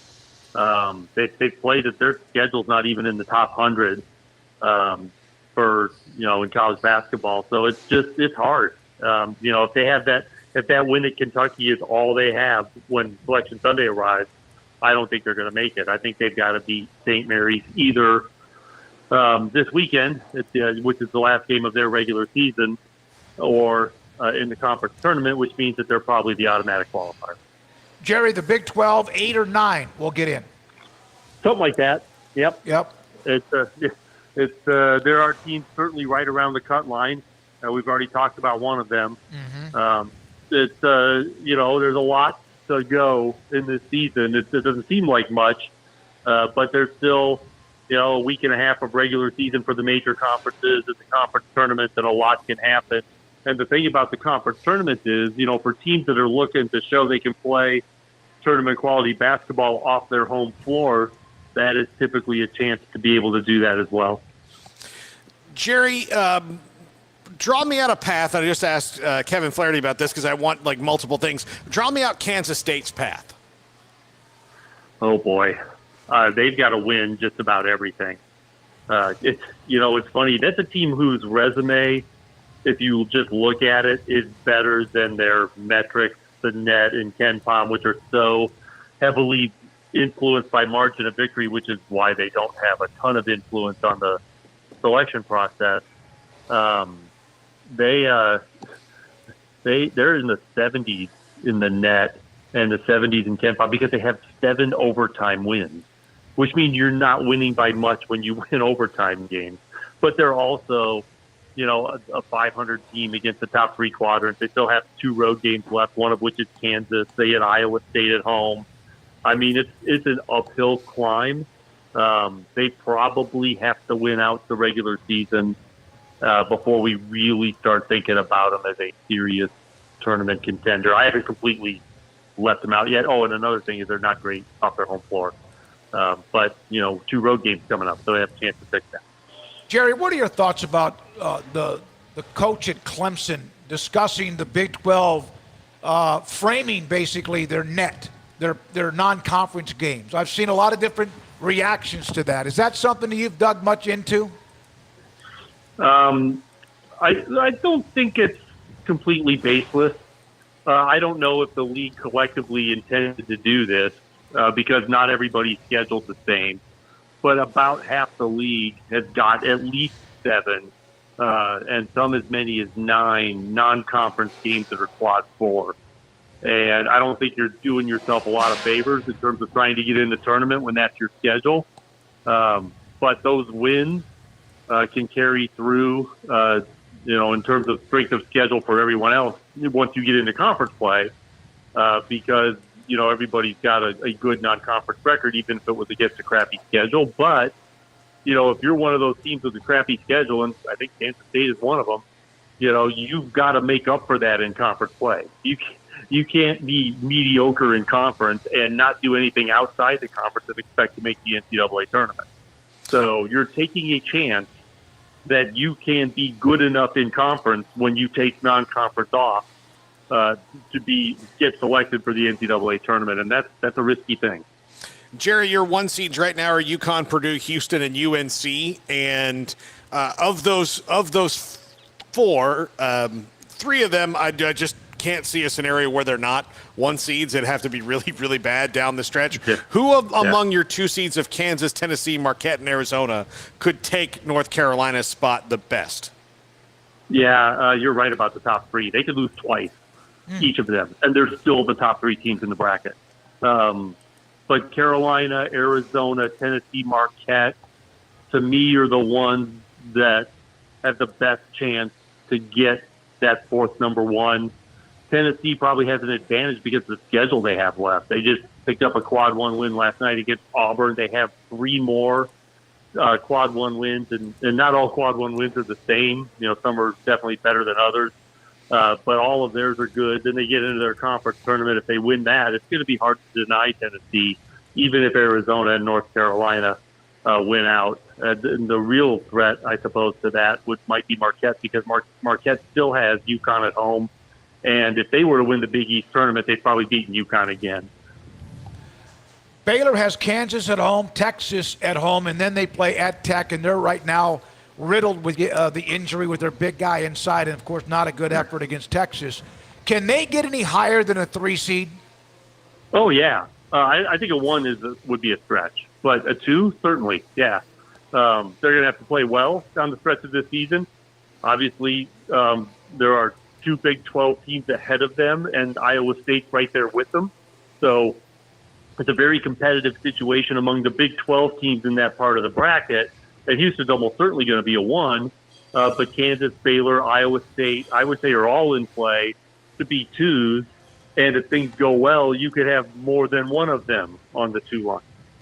Can they be below a 4? Can they go into a free fall and knock themselves out of a 4? Yeah, they could. I mean, because once you start to go down the bracket, the teams are more closely together in terms of the quality of their resume. So, yeah, they lose 3 in a row here or something, they could find themselves as a 5. But it depends on what other teams do. Jerry, are you surprised at the chasm between the top teams in the ACC and the rest of that league, which is classically a really good, deep league? Yeah, the depth of that league has really been surprising this year, although I think some were predicting that might be the case. But, yeah, it's weird to see that, that the ACC isn't going 6, 7 teams deep in the NCAA tournament this year. And in fact, they might be fortunate to do, better than 4. It's really been a weird year. It is hard to resume build. And once you get in the league, there's really only 3 teams you can play and beat that help you. And that makes it really hard to resume build because every other game is just a potential, pitfall as you're trying to build an NCAA tournament resume. Jerry, last thing, you said we woke you up and you do have little naps along the way. How often would you guess how many college coaches text you a day right now? Actually, I very rarely hear from a coach. Oh, okay. This time of year. I may occasionally hear from an ops guy, but I don't hear from coaches very often. But because they're too busy. Coaches are too busy. But I might hear from an ops guy. And there's a few that'll reach out.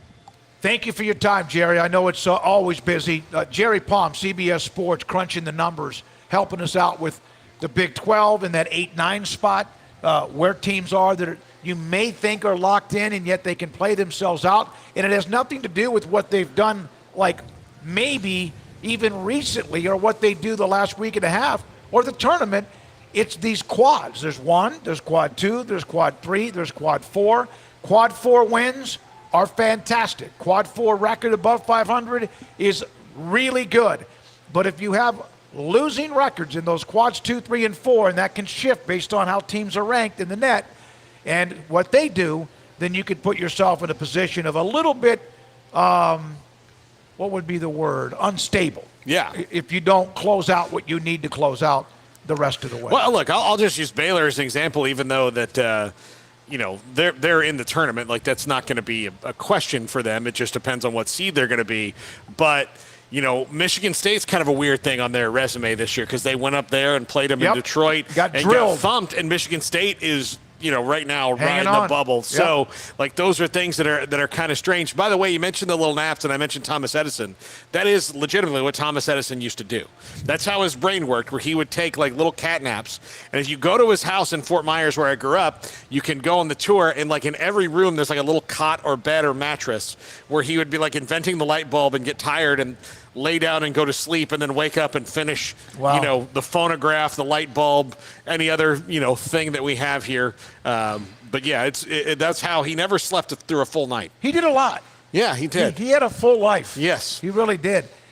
We have brought this up with Jerry Palm. We brought this up as well with Kevin Flaherty.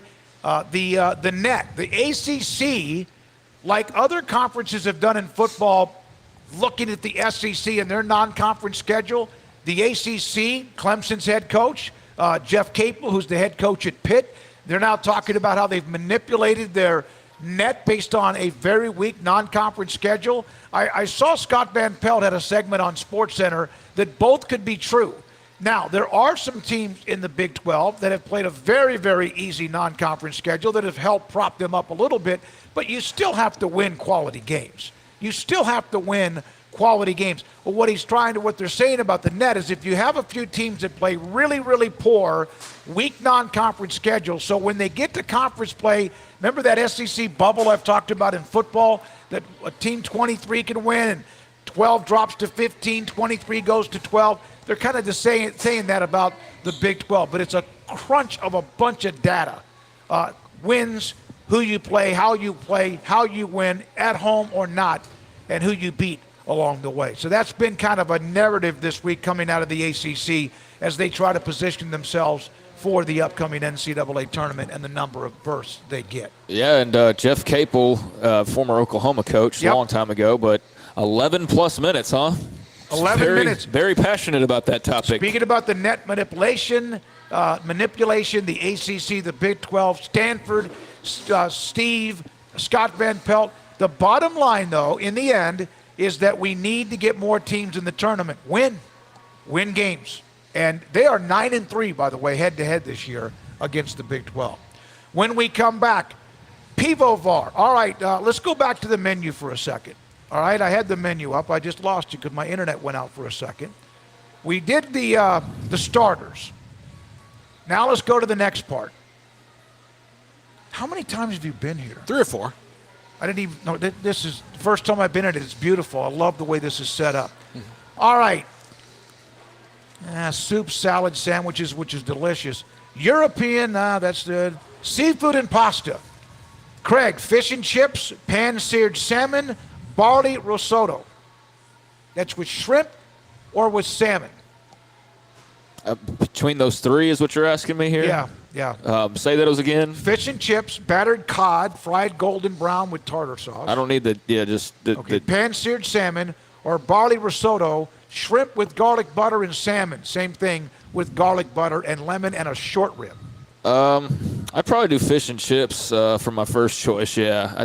I'm a big French fries fan. I like some good old fish and chips, so I don't know. The pasta's always tempting, but I think the mood I'm in right this very moment, I think I'd go fish and chips. I'll take anything with shrimp on it. I'd eat shrimp on anything. I'm a fish and chips guy, too. Okay. I love that. I always put the malt vinegar on top. I love it. See, I don't go there, but but I'm so vanilla with food. Yeah. I'm very basic. I'm very desperate to fit in if I ever wind up in England, I guess. Yes, yeah, there you go. Yeah. The only one I think is more, not conservative, but basic than you are when it came to what he ate, no matter where we are, was Jamie Lent. Remember? Yeah, I mean, that's I'm Neapolitan compared to him. But we could go to a steakhouse or a beautiful seafood restaurant, and he would have chicken strips or chicken fingers or whatever. That's it. And fries. We could be at Ruth's Chris, and he'd get chicken tendies. Yeah. All right, this one's a little bit more difficult. 6-ounce filet, 14-ounce ribeye. You know where I'm going. Yeah. Angus cheeseburger. Pivovar burger, which is Angus beef, Pivovar barbecue sauce, bacon jam, shredded cheddar, and garlic aioli, and a check dog, which is bratwurst with sauerkraut. I have had the ribeye here, and it was awesome. I bet. So, yes. That would be my choice. Craig? Yeah, I normally like fillets a lot, but I'd go ribeye here for sure. Yeah. All right. Okay. So that's what they have. We're at Pivovar at 320 South 8th Street, bar, brewery, menu, restaurant, hotel, and much more. The specialty of the house, though, is the schnitzel. They have schnitzel. I saw that in St. Patrick's Day. It's got the schnitzel. Yeah, they've got the schnitzel here. They've got a couple things. I talked to the executive chef Gabriel earlier, and he's got a couple of other things. Like they have a schnitzel, like a roll kind of a thing they're doing now as well. But it for people who haven't had it, it's kind of like chicken fried steak, and it's really, but it's like a flattened sausage. It's delicious. It's so good. St. Patty's Day. This is would this be considered like a boutique type of hotel? Yeah, it's just very fancy and it's very, very nice. No, I haven't explored the whole Magnolia Land kind of and all our surroundings as much as some people here. But it's so much your thing. But meat, chip, JoJo. This area has just exploded, as I'm sure a lot of people know, and there's so many cool places that have popped up. And this is, if you're into like a brewery or just a nice restaurant or obviously a particular type of cuisine like Czech that you want to try out, or just a hotel. Like, I'd love to go see what the rooms look like because it's very swanky and nice and just classy. And it's so, very high-end, but also affordable. Yeah, it very is. cool. Eat, drink, and stay, a Czech-inspired luxury experience. They have what you want, and we'll get to desserts a little bit later on because we have to. St. Patrick's Day coming up middle of March. Party on the patio includes beer specials, $8.99 for what Paul was talking about, the schnitzel fries. Schnitzel and fries. When we come back, Craig Smoak off the radar.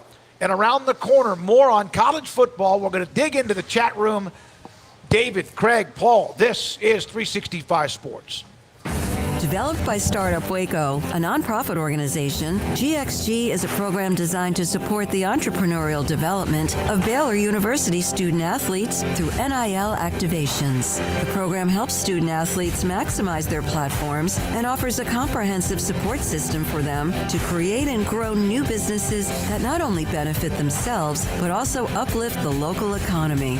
Fans who wish to support student athletes can donate to GXG via the GXG NIL Fund, BaylorBears.com/GXG. Contributions to support NIL activations through GXG can be made at BaylorBears.com/GXG. For more information, follow at GXG_GreenXGold on social media and visit the official website www.gxg.startupwaco.com. GXG, empowering student athlete entrepreneurship and uplifting the local economy through NIL activations.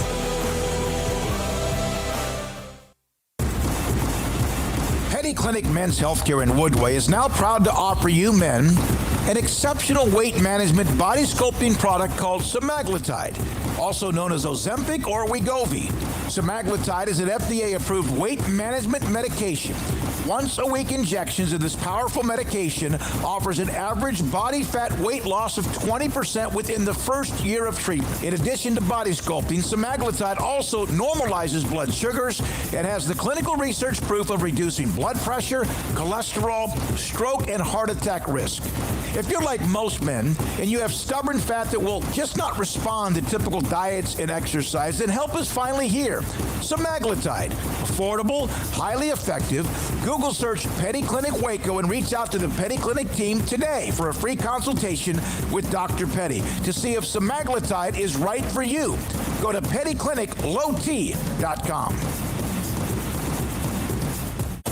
At Ideal MRI, we feel blessed to be part of the Waco community. We're a small family business here in Central Texas. At times like this, the cost of healthcare has never been more important. And unfortunately, significant illnesses and injuries still occur. And that's why Ideal MRI is open and here to serve you through this difficult time. So if you need an MRI, ask your doctor about Ideal MRI. Schedule online in minutes at idealmri.com or call 833-IDEAL-MRI.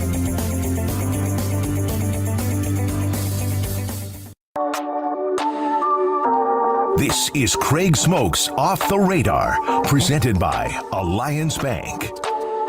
They take pride in making banking easy. AllianceBankTexas.com. All right, welcome back to 365 Sports. Time for a little Off the Radar. And that means that we're taking a look at a grab bag of stories ongoing with just a variety of different topics, whatever's kind of making the headlines or the sub-headlines that I come across and find interesting. I'm going to pass along in this segment twice a week. And so here we are with segment number 2 of the week on a Thursday, and this is where you will find it, Tuesdays and Thursdays at 4:45-ish. But let's start off with not so much the Combine, but just certain news that's coming out of the Combine. And Caleb Williams has obviously been a very hot topic in a variety of different ways. Will he be the number 1 overall pick? What are we going to see from him in this buildup? Where's he going to land? Is it going to be that number 1 spot? And if it is he willing to play for the Bears? That's been probably the hottest topic, right, surrounding Caleb Williams, is will he be willing to play for the Chicago Bears, who have the number 1 overall choice?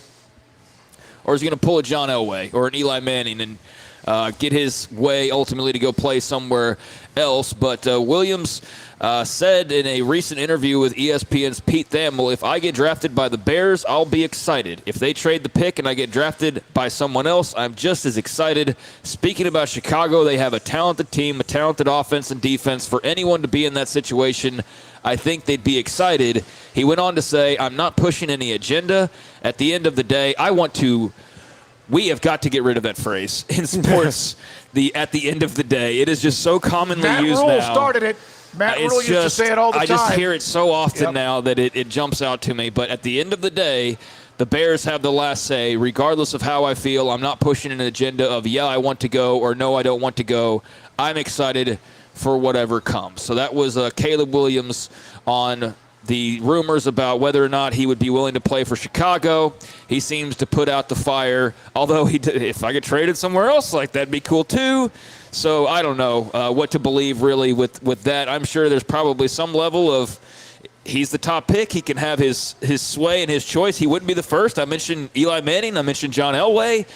But he's kind of tempering some of the rumors down here. And I would say there's probably a couple others that maybe pushed their way out of a spot that we don't know about. Probably. Just because they had an agent that was able to keep it in the box, sure. I guess. But here's the thing for Caleb Williams. The only thing you have going against you when you go to the Bears is the entire history of the Bears and their quarterbacks. They've never had. And it's cold. Yeah, and it's cold. Yeah. You have that. And that might be why they've never had, because of the wind in the stadium and all that, they've never had that elite quarterback before.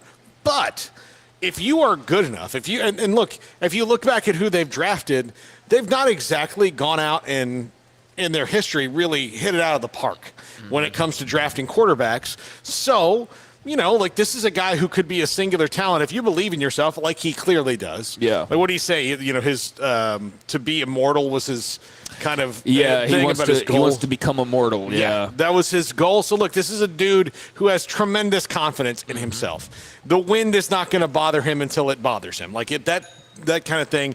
And Chicago is legit the best overall sports town in America. Yeah. We've all been there. It's a city that collectively loves every sport. They love everything. They love everything kind of equally. The Bulls are not more popular than the Bears, or the Cubs aren't more popular than the Blackhawks. It's that season. They love the teams that they love. They go out. They get in the community together. So if Caleb Williams becomes the dude in Chicago, heck, we had Lance Briggs on the show, and he was, he was a good player on their team, but not a Hall of Famer, and he's a legend there. He is a rock star. Yeah. In Chicago. So again, it's a great place to be, and if you can be the guy who brings them up, they're going to build statues of you. Yeah, they're still in the midst of trying to figure out what their future stadium plans are. So for all we know, they could, I guess they're not going to go indoor, right? That's the one thing. I don't think that's going to be in the cards. So I guess that's part of the equation. But I can't imagine weather's is too much of a deciding factor. If you were lining up your favorite things from each category, I'm sure being based out in L.A. here most recently would love to be there. But he went on to say that he's watched videos lately of Michael Jordan and Walter Payton and said he would love to be the next athlete deified in Chicago, saying he's 22. I didn't get to really see those players. As the saying goes, the legends live on.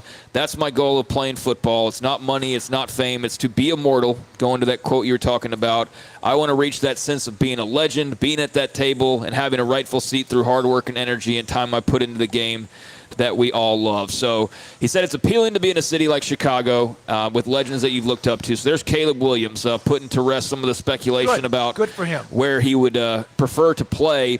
And so there you go. That's great news, I think, if you're a Chicago Bears fan, certainly. Meanwhile, Caleb Williams also in the news somewhat for another reason.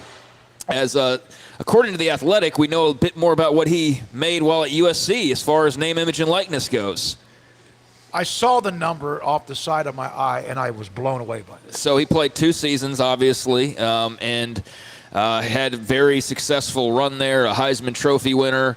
But from The Athletic, between NIL money and endorsements, Caleb made millions in his final 2 seasons at USC with multiple sources, putting the number around $10 million. It wasn't like having a college quarterback on your roster, said a source close to USC. It was like having an NFL starting quarterback on your roster. So if you were wondering what kind of NIL money is getting thrown around for a high-profile transfer Heisman Trophy winner and all that comes with that. $10 million apparently for a couple of seasons is your going rate for a Caleb Williams based on this report from The Athletic. Well, Dr. Pepper alone had to be a lot of money. Yeah, this isn't USC paying him directly. Yeah. This is Dr. Pepper and whoever else jumped in the fray, yeah. But $10 million. Because remember when we started hearing some of the numbers, and then it was kind of like neutered. Like, no, it's not like that. But with him, it would not surprise me. But that's still more than I could have ever imagined. And the deal is, if you're at USC, you're almost even more of a value because you live in Los Angeles. Yeah. So, hey, can we get this athlete, this big college athlete over here to shoot these commercials? Yeah, you can be there in an hour and a half. Right. As opposed to we got to fly him out here. Not that would stop you.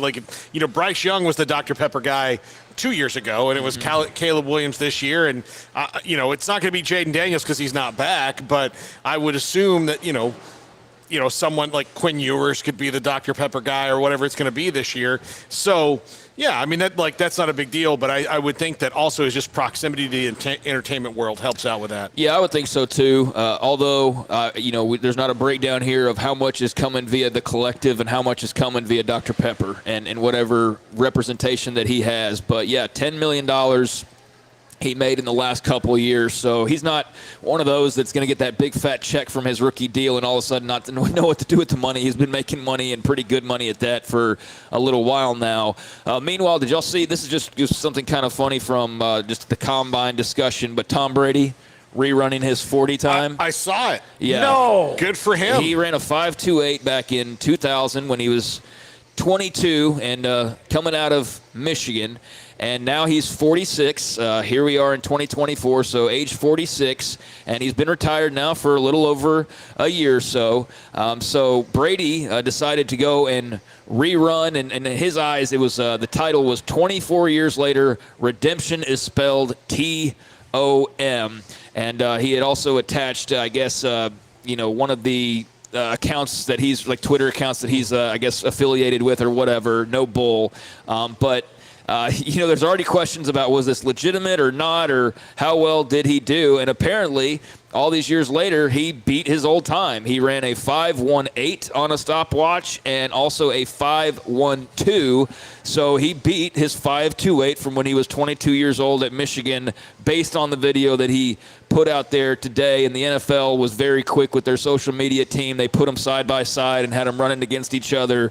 So, Tom Brady, I guess the man most hotly in pursuit of the fountain of youth, maybe, as far as retired athletes go. Well, his whole lifestyle is all about. It's all about health. So he's probably weighs 15 pounds less. Oh yeah, than I would he think did so. then. And you look at if you see the video that has the overlay to it of it like kind of running on top of each other, his legs are much leaner. His form is way better. Yes. His form is way better, is what I noticed. Yeah, absolutely. And of course, being a professional superstar for all the years he was probably helps out with that as well. Yeah. A lot of guys don't go to the 40 having 20 years of NFL experience, teaching you how to do those things. I love Tom Brady. I love everything he's done.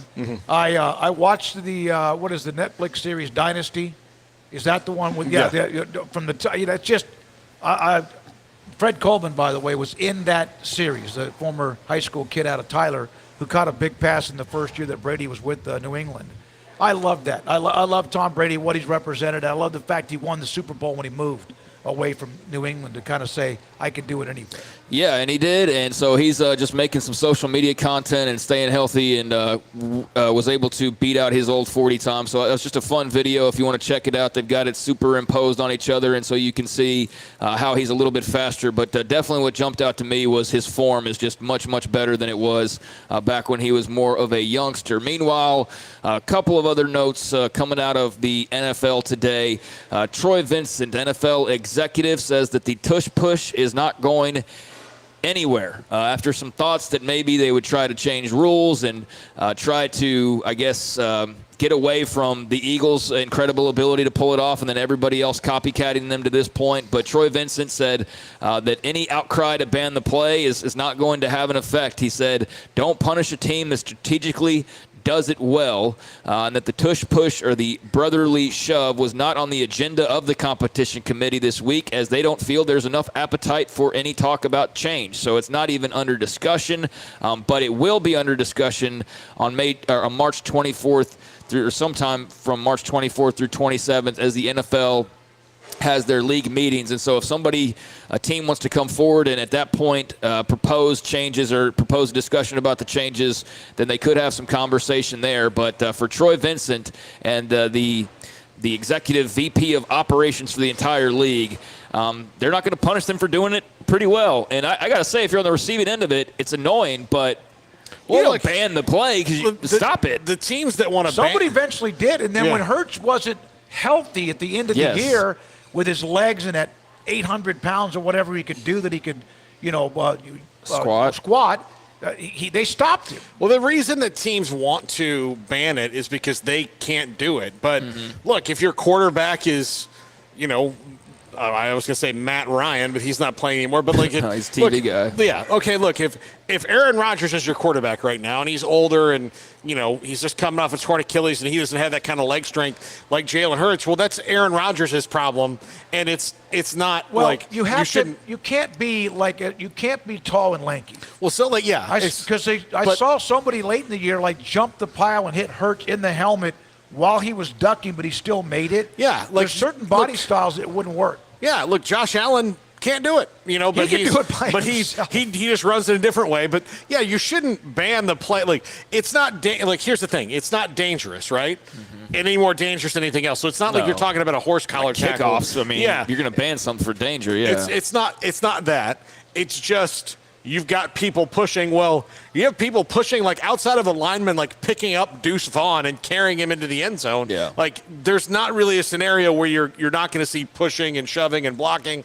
So yeah, no, there's no legitimate reason to ban it. I remember when I heard that, maybe they got to ban this play, because the Eagles do it better than everybody nobody else. can stop it, so let's scrap it. No, I mean, that's stupid. Yeah. So again, that could be brought up again if somebody wants to put forth an argument in the league meetings next month, or I guess starting tomorrow will be next month. But here in about 3-4 weeks or so, those meetings will occur and they can discuss it. But looks like the tush push isn't going anywhere, and right now they're not even discussing it because nobody's come forth that has a problem or is really looking to change it. So there you go with that. Meanwhile, Jerry Jones and Stephen Jones, I guess they talked yesterday. It was actually funny when I was leaving the studio yesterday. On occasion, I will just pop into a random, not like random, but just kind of depending on what the headlines are, pop into certain radio stations nationally just to hear what the kind of discussion is, just to get some different flavor from around the country. But a lot of times I'll go listen to The Ticket in Dallas. It's just been an institution for a long time, and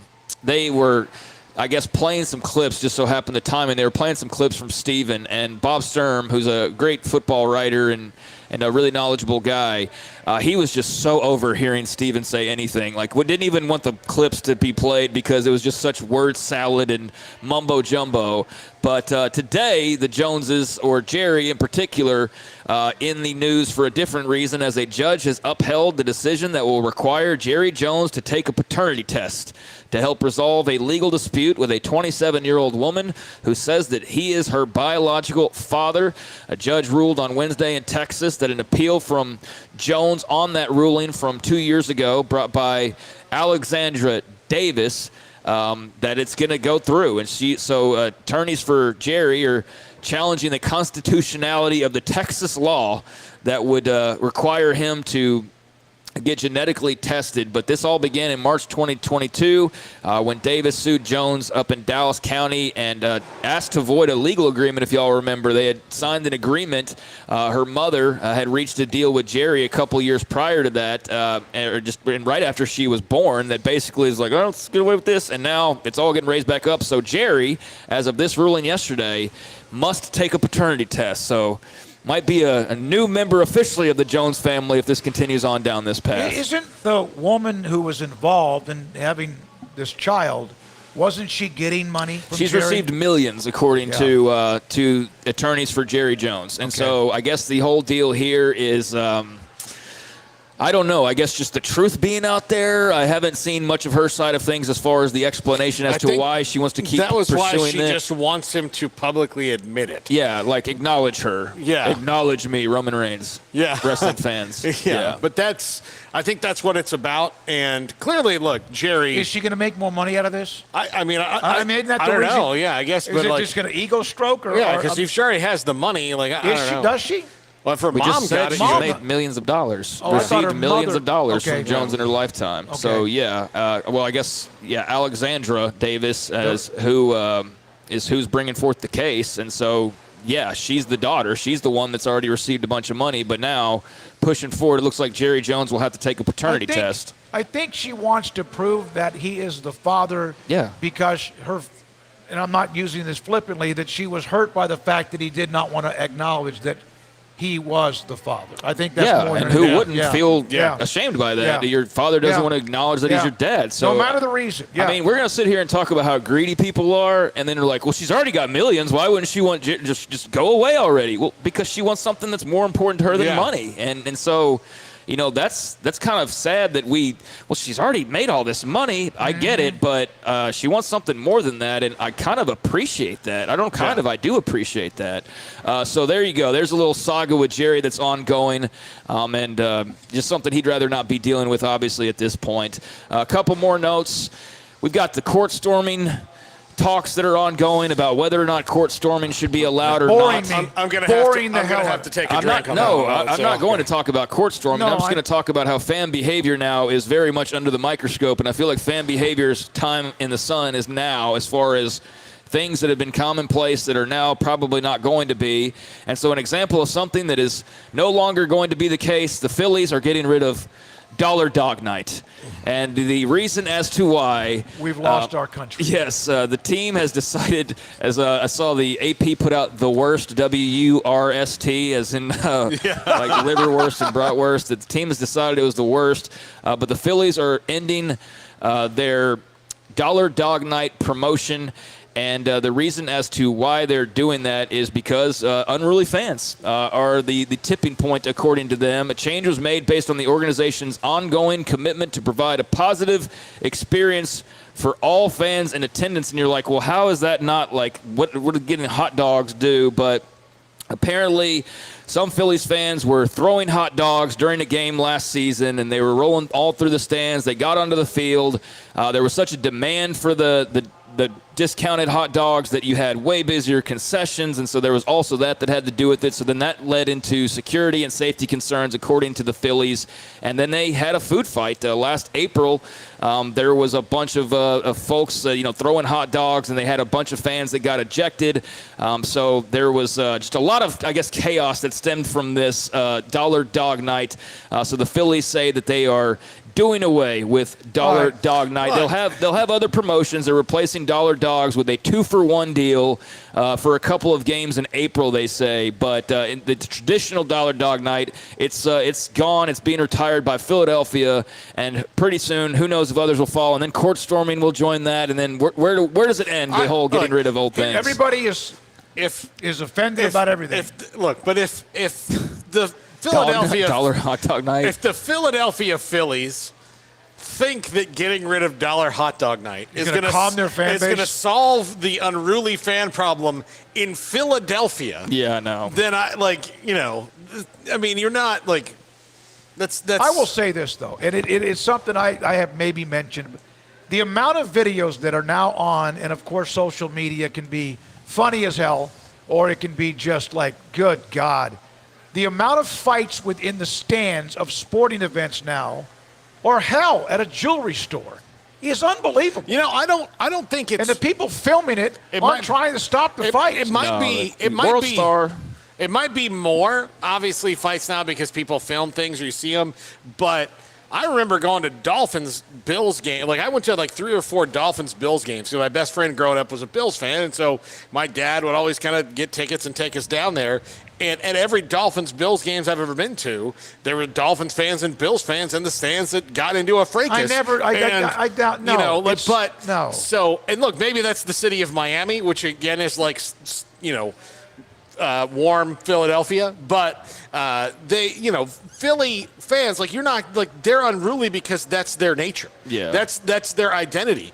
They embrace it and wrap it up. I mean, they booed Santa Claus and threw batteries at J.D. Drew, and they cheered when Michael Irvin might have broken his neck. I mean, those are all the worst examples. But if you think you're going to contain those fans by going okay, well now you've ruined it for everybody, believe me, they will figure something out. Also, the hot dogs aren't the problem. Unless they're like bratwursts, like dogs that are soaked in beer. Kyle Visser, you want to see fights? Google Waffle House fights. Oh yeah, enough of those, you get Waffle House murder pretty quick. You are at rock bottom personally if you're in a fight in a Waffle House, or having the time of your life for some people. I guarantee you, none of them are before midnight. I promise you this, that if you wound up on a Waffle House fight video, your next conversation with somebody is either a police officer or a rehab clinician. Yep. You're having the best time of your life or the worst time of your life, most likely, if you're on a Waffle House fight video for sure. So Philly Scrapping Dollar Dog Night. They will have the 2-for-1 promotion a couple of times there in the month of April. But unruly fans and just too much chaos, I guess, after a couple of incidents last season. So there you go with that. That's very much an off-the-radar type of thing. Also saw this. Caitlin Clark is not going to use her final year of eligibility. I don't know how much of a discussion there was. I won't pretend to have followed this very closely, but very notable athlete in Is Garrett on the headset? 2024. And one of the biggest stars in college sports, and she has announced that while they still have a ways to go, she will be entering the WNBA draft next year. So I don't know, again, how much of a surprise that actually comes as, but she's so popular that that announcement got a lot of play, and so she will leave after 4 years and still has that 1 year that she would have had because of COVID. So will not take advantage of that. I have to say something, because when she broke what everyone thought was the overall scoring record, about 2 weeks ago, I mentioned Lynette Woodard at Kansas, who was AIAW before it became NCAA women's basketball, which was a massive change. She broke that one last night. So she is now the all-time, no matter what level, in Division I, women's leading scorer. Well, that was the thing, is it wasn't technically the biggest, but she was still going to get there and break that one eventually. But now it's officially she is the all-time leading scorer regardless of, I guess, the prior affiliation. Who flopped more in the court storming, Caitlin Clark or Filipowski? Caitlin Clark did. Kyle Filipowski did get run into. Now, the reaction was different. So yeah, it definitely was. So she is entering the WNBA draft. There you go with that. And I thought I had one more story here that I wanted to get to, but I got to pull up the right thing here. There was just a couple notes. Oh, yeah, I'll go with this. For one, Micah Hudson's going to miss spring practice. That's not a massive deal for Texas Tech. He should still be ready for the regular season, but I just found that interesting because there's so much expectation for him and what he's going to do there. But there was the note that I don't think we ever got around to, that he will miss spring practice. So you'll have him in the fold, Red Raiders fans. It just won't be, here in the next few weeks, and that's fine. But he was wearing a brace when he enrolled in January on his left knee, or I guess they saw him at the men's basketball game. He enrolled in January. They saw him at the men's basketball game, and he had a brace on his knee, so that led to questions about whether or not he would be ready. And so I guess they dug down, and he is going to be out of action until, I guess, the summertime, because he recently underwent a procedure to repair a knee injury that he had suffered at Lake Belton. So there you go with that, and good to hear that won't be anything too serious, but obviously that's one of those guys now where any move he makes or anything reported about him is going to be a big deal, because that is a big-time signee for Texas Tech. It's one of the bigger signees in the Big 12. They kept him committed for a long time. One of the bigger signees in the Big 12. They fought off any number of blue bloods to keep him in the fold, so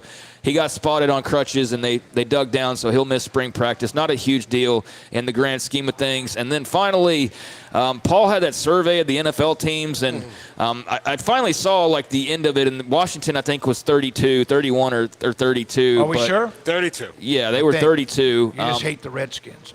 But Clark Hunt was on the kind of the hot seat a little bit because the Chiefs, for being as F- good as they are, were very low ranking in several categories, and a lot of people around the league, especially the players, love these surveys because they can air their grievances and actually be listened to. Like if you just went into Clark Hunt's office, maybe he'll listen to you if he even can do that, and certainly Patrick can, I'm sure, but.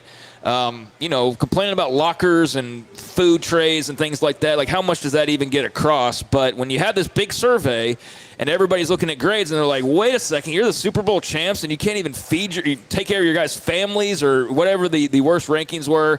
So Clark Hunt did get asked by some reporters, and he said the practice facility is certainly a high priority for us. And he went on to explain like the process of renovations and things like that. And so it was just interesting after you read that yesterday to see that, like, here's Clark Hunt. He's already like, hey, nobody would know about this otherwise without these surveys. We wouldn't know about the lockers and catering and babysitting and all these things, and maybe we don't even really need to know about that. But the good part about it is it does put this onus on the owners of they can't hide behind the privacy shield. Like now their players can say, dude, y'all don't take care of us. The stadium sucks. Like the practice facilities are garbage. The food's terrible, and it can lead to positive change. And so it sounds like the Chiefs, well overdue given what they've accomplished on the field, are probably going to need a lot of these things taken care of. But some of it is like projects like stadium renovations and things like that. But he's aware of the report, to be sure. Stadium renovations could. I bet that bothered him. I'm sure he's had. Would he ever do an interview? Idea. Would that have ever been asked? Because nobody would know. No. So he's suddenly doing an interview that otherwise you're asking pretty general questions. Now people have this information they don't have that they're like, dude, why is the practice facility not great? We've had him on the show. The only thing you could Super Bowl, he seemed to be an incredible guy. Yeah. And so the only thing you could ask him is like, hey, the stadium looks a little old. There's some things. But that's because the reporters would see that. I think it's interesting that you can do that, and I agree with you, Craig, on the way that this is the deal. But part of the reason that renovations take so long for NFL teams is not because they got to hire contractors and get bids and all that. They have to get bids, and then they try to find a way to make somebody else pay for it. So what Clark Hunt is going to do is he's going to go to the city of Kansas City and be like, hey, I got this really bad grade. Mm-hmm. I've given you Super Bowl champions now quite a bit. So what are you going to do for me to make sure that we don't have this kind of negative, attention on our stadium? We should be second to none. And then you'll hear the city, especially when you're trying to build or renovate a new stadium. And then you'll hear the city of Kansas City come out and be like, we are proud to announce renovations to Arrowhead Stadium and a new practice facility and a spaceship. He clearly did not like getting the question, so I just think, and I'll be interested to see what other owners get pegged. Eventually, like I think with Washington's ownership, they're going to have to be asked about this, but they're brand new, so they're taking over for a guy who we knew was a total scumbag. But Clark Hunt did somewhat address it, and I just think it's cool that that's now something they're going to have to be held accountable for, or it will be something he's held accountable for along with other owners. So an interesting thing on Washington, I was watching Riss Eisen's podcast the other day, and he's a fantastic podcast. And he had Jeffrey Wright, who's an actor, on, and he was Commissioner Gordon in the latest Batman movie. He's in a movie called American Fiction now. And Jeffrey Wright grew up with Josh Harris and his brother. And he's like his mom and him are lifelong season ticket holders for Washington. And so he said, well, I got to see Josh, and I laid out this whole plan of here's what you should do for the fans, and here's what you should do for this. And he's like, that's all great, but dude, I'm trying to fix the pipes in the stadium. It's really bad. And he told him, he said, this is, you got to the 76ers, and it's like, okay, well, I want to do this differently and this differently, but everything in the building worked. You go to Washington, it's like, okay, how do we get better players? And we're going to do that, but also the toilets don't flush in half the stadium.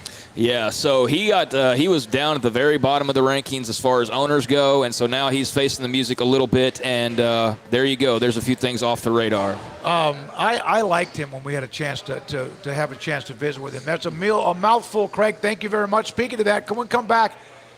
You're not going to believe one of the next options that Ross Dellinger has put out when it comes to the playoff of the Big Ten and the SEC even getting more. We'll have that. All right, desserts. Craig, the Velvet Revolution cake, creme brulee cheesecake, and seasonal dessert. You can ask the server for whatever that might be. What was the first one? The Velvet Revolution cake. Yeah, I think I'd probably go with that. Yeah, I think that's got some ice cream on it too. I think the creme brulee cheesecake's pretty good. Paul? I'd go to the creme brulee cheesecake. Right. So I want to get to this now. We'll say this, break, and come back with it in the chat room. You can respond too. Ross Dellinger, latest story on the college football and all of that. The 14-team field that, of course, we have not even started 12. Champions of the SEC and Big Ten would hold exclusive rights on the 2 first-round buys. Are you freaking kidding me? Did you guys invent the game? I get it. It's that's one version being circulated by several college athletic administrators. They would get a first-round bye. We'll come back and discuss that and what that actually means or not. We are live and having a great time. Pivovar on South 8th Street in Waco. This is 365 Sports. Are you ready to conquer the road in style? Well, folks, you asked for it, and now you've got it. It's Ram Truck Month at Allen Samuels in Waco, and we've got some deals just for you. Get ready to roll with 0% financing for a whopping 72 months on the 2024 Ram 1500 Crew Cab Lone Star. But wait, there's more. We're slashing prices on all the 2023 Ram 1500 Limited Crew Cab 4-wheel drives. Get a jaw-dropping $15,000 off MSRP. Let's show some love to our brave first responders out there. As a token of our appreciation, first responders get an extra $500 off.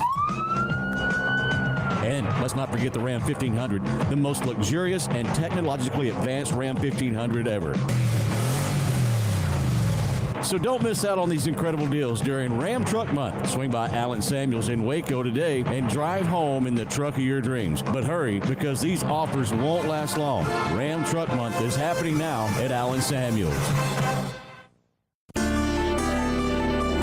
It takes time to reach goals. It's a truth that applies to more than sports. It goes for your financial goals as well. You work hard for your money, and you deserve an investment strategy that lines up with your game plan. And Chuck Verneau, your Edward Jones financial advisor, can help. If financial investments aren't putting forth the effort you desire, stop by today for a financial review. Chuck Verneau, 720 North 64th Street in Waco, 254-732-1161. Edward Jones, member SIPC.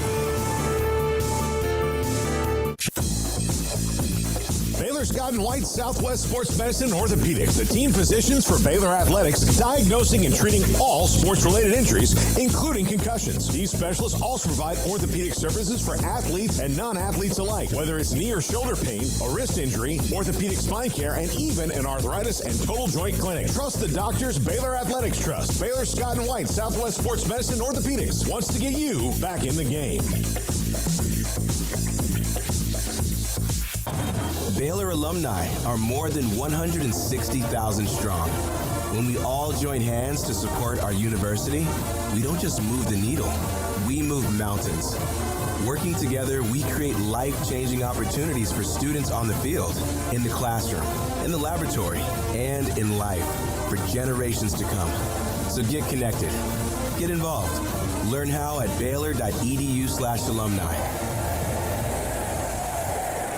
Samantha Duvall, TexasBeefHouse.com. The auctions keep on being, from what I can tell, a great success, Samantha. Yes, and they are so much fun. We have people that come out that have never been to any type of auction, and they have so much fun. You can hear and feel the energy in the room, especially when people are high-fiving each other when they've won a lot, or you can tell when people are just bummed when they didn't get that one and they're waiting for the next one, but the energy is just so awesome. Your father said it's been so successful, you're looking at doing even more and more into the future. Is that correct? That is correct. We don't have a date yet, but we're looking at maybe possibly sometime in April doing another one. And this one will again be a live auction along with being able to bid online for people that are not local. Farm-raised, aged Wagyu beef.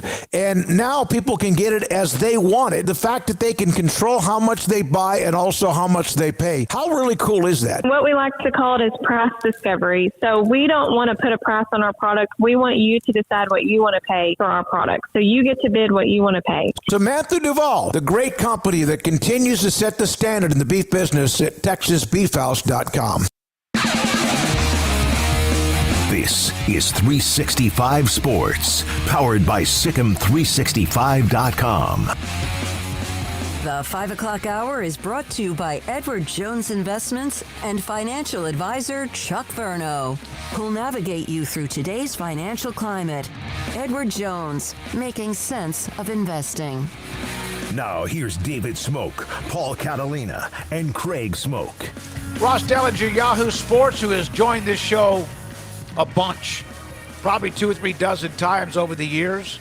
Latest story that he put out right before we started the show, a day after news emerged of a proposed new model, expanded college football playoff, importance of seeding by structure of the 14-team field. Now, granted, again, that's in 26. Champions of the SEC and the Big Ten would hold exclusive rights. This is one of the models on the first round buys. There's 2 first-round buys because 14, you got to kind of make it that way. Those 2 conferences would have a bye in the first round, the champions. For example, if it's Georgia or whoever, and it's Michigan or whoever, they would have first-round buys, and then if they win the next game, they're in the semifinals. They'd still have to win some games. But it's to the point, if in fact that is even being discussed, that somebody will be my hero if they get up and say F you. Yeah, again, these are discussions, but they're not being thrown out there and put and framed as reports if there's not somebody who's got an agenda as to why they're putting them out there. Like, if this was nothing and this is simply just bar talk, then Ross Dellinger's not putting it out there. Right. Heather Dinich, all the rest of the cast and crew. So they're floating. They think we're all dumb, or maybe they just don't care, but they're floating the idea, gauging the reaction, and then going from there. I got to tell you, I don't know many people who are bigger college football fans than me. This would, and I'm a fan of a team that's set. They're good. They're never going to get kicked out of the club no matter what, barring, like, catastrophe. But for the most part, they're like, if it was a 10-team Super League, they're in the league, right? And I'm even going, like, this makes me not want to care at all. Like, I don't want to just see these 2 just force their way into setting the stage for themselves for the rest of time in this sport, and when everything's already geared towards them anyway. So if this is actually anywhere close to legitimate, man, it's a good thing that you have such big fan bases, because I can guarantee a lot of people are going to leave in droves, and maybe it won't matter because Michigan will still pull in 7 million viewers when they're playing Minnesota, and then when they play Texas eventually in the 16-team SEC Big Ten playoff, then that'll get 20 million viewers or something. That's great. I may or may not be one of them. I can guarantee you that as of today, I will watch whatever version of a playoff that's out there that is inclusive. But this whole, we're going to do our own thing, just somebody needs to grow a pair and tell them to go, see where the sun don't shine, and then call them on it. And if they say, all right, well, we're breaking away, then break away. Yeah. But, like, let's stop the tippy taps and the, no, we want to be inclusive. The day after, apparently they want to cure college football, according to Tim Brando, and it's not him. He's basing that off of what he's taken away. But we hear that one day, and I said I didn't buy that, but he does. That's fine. But apparently the guy that he thinks and others think is looking out for the greater good is now, at least in some ways, somebody's floating it out there. Somewhere along the line attached to this idea, and this idea sucks. Yeah. This idea is garbage. I'm sorry. This would turn me away entirely. I started the show by asking, why do you need automatic qualifiers if you're such the big bad wolf? You don't.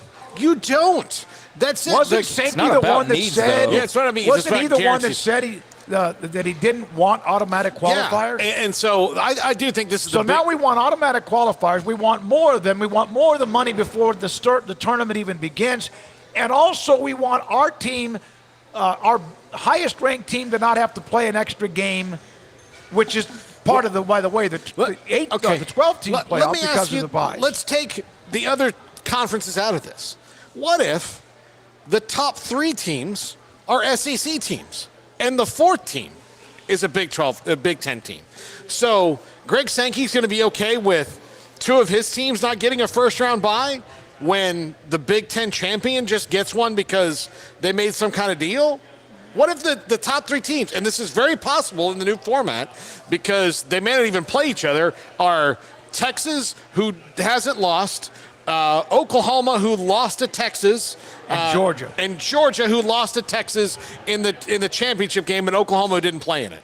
Like, so if you have those three teams, and that's pretty reasonable to think they would be that way, and say Michigan is the fourth team because they're 11-2, and they had some tough. Well, they lost to Oregon early in the year, and maybe they lost that non-con game to Texas, which is why Texas is number one.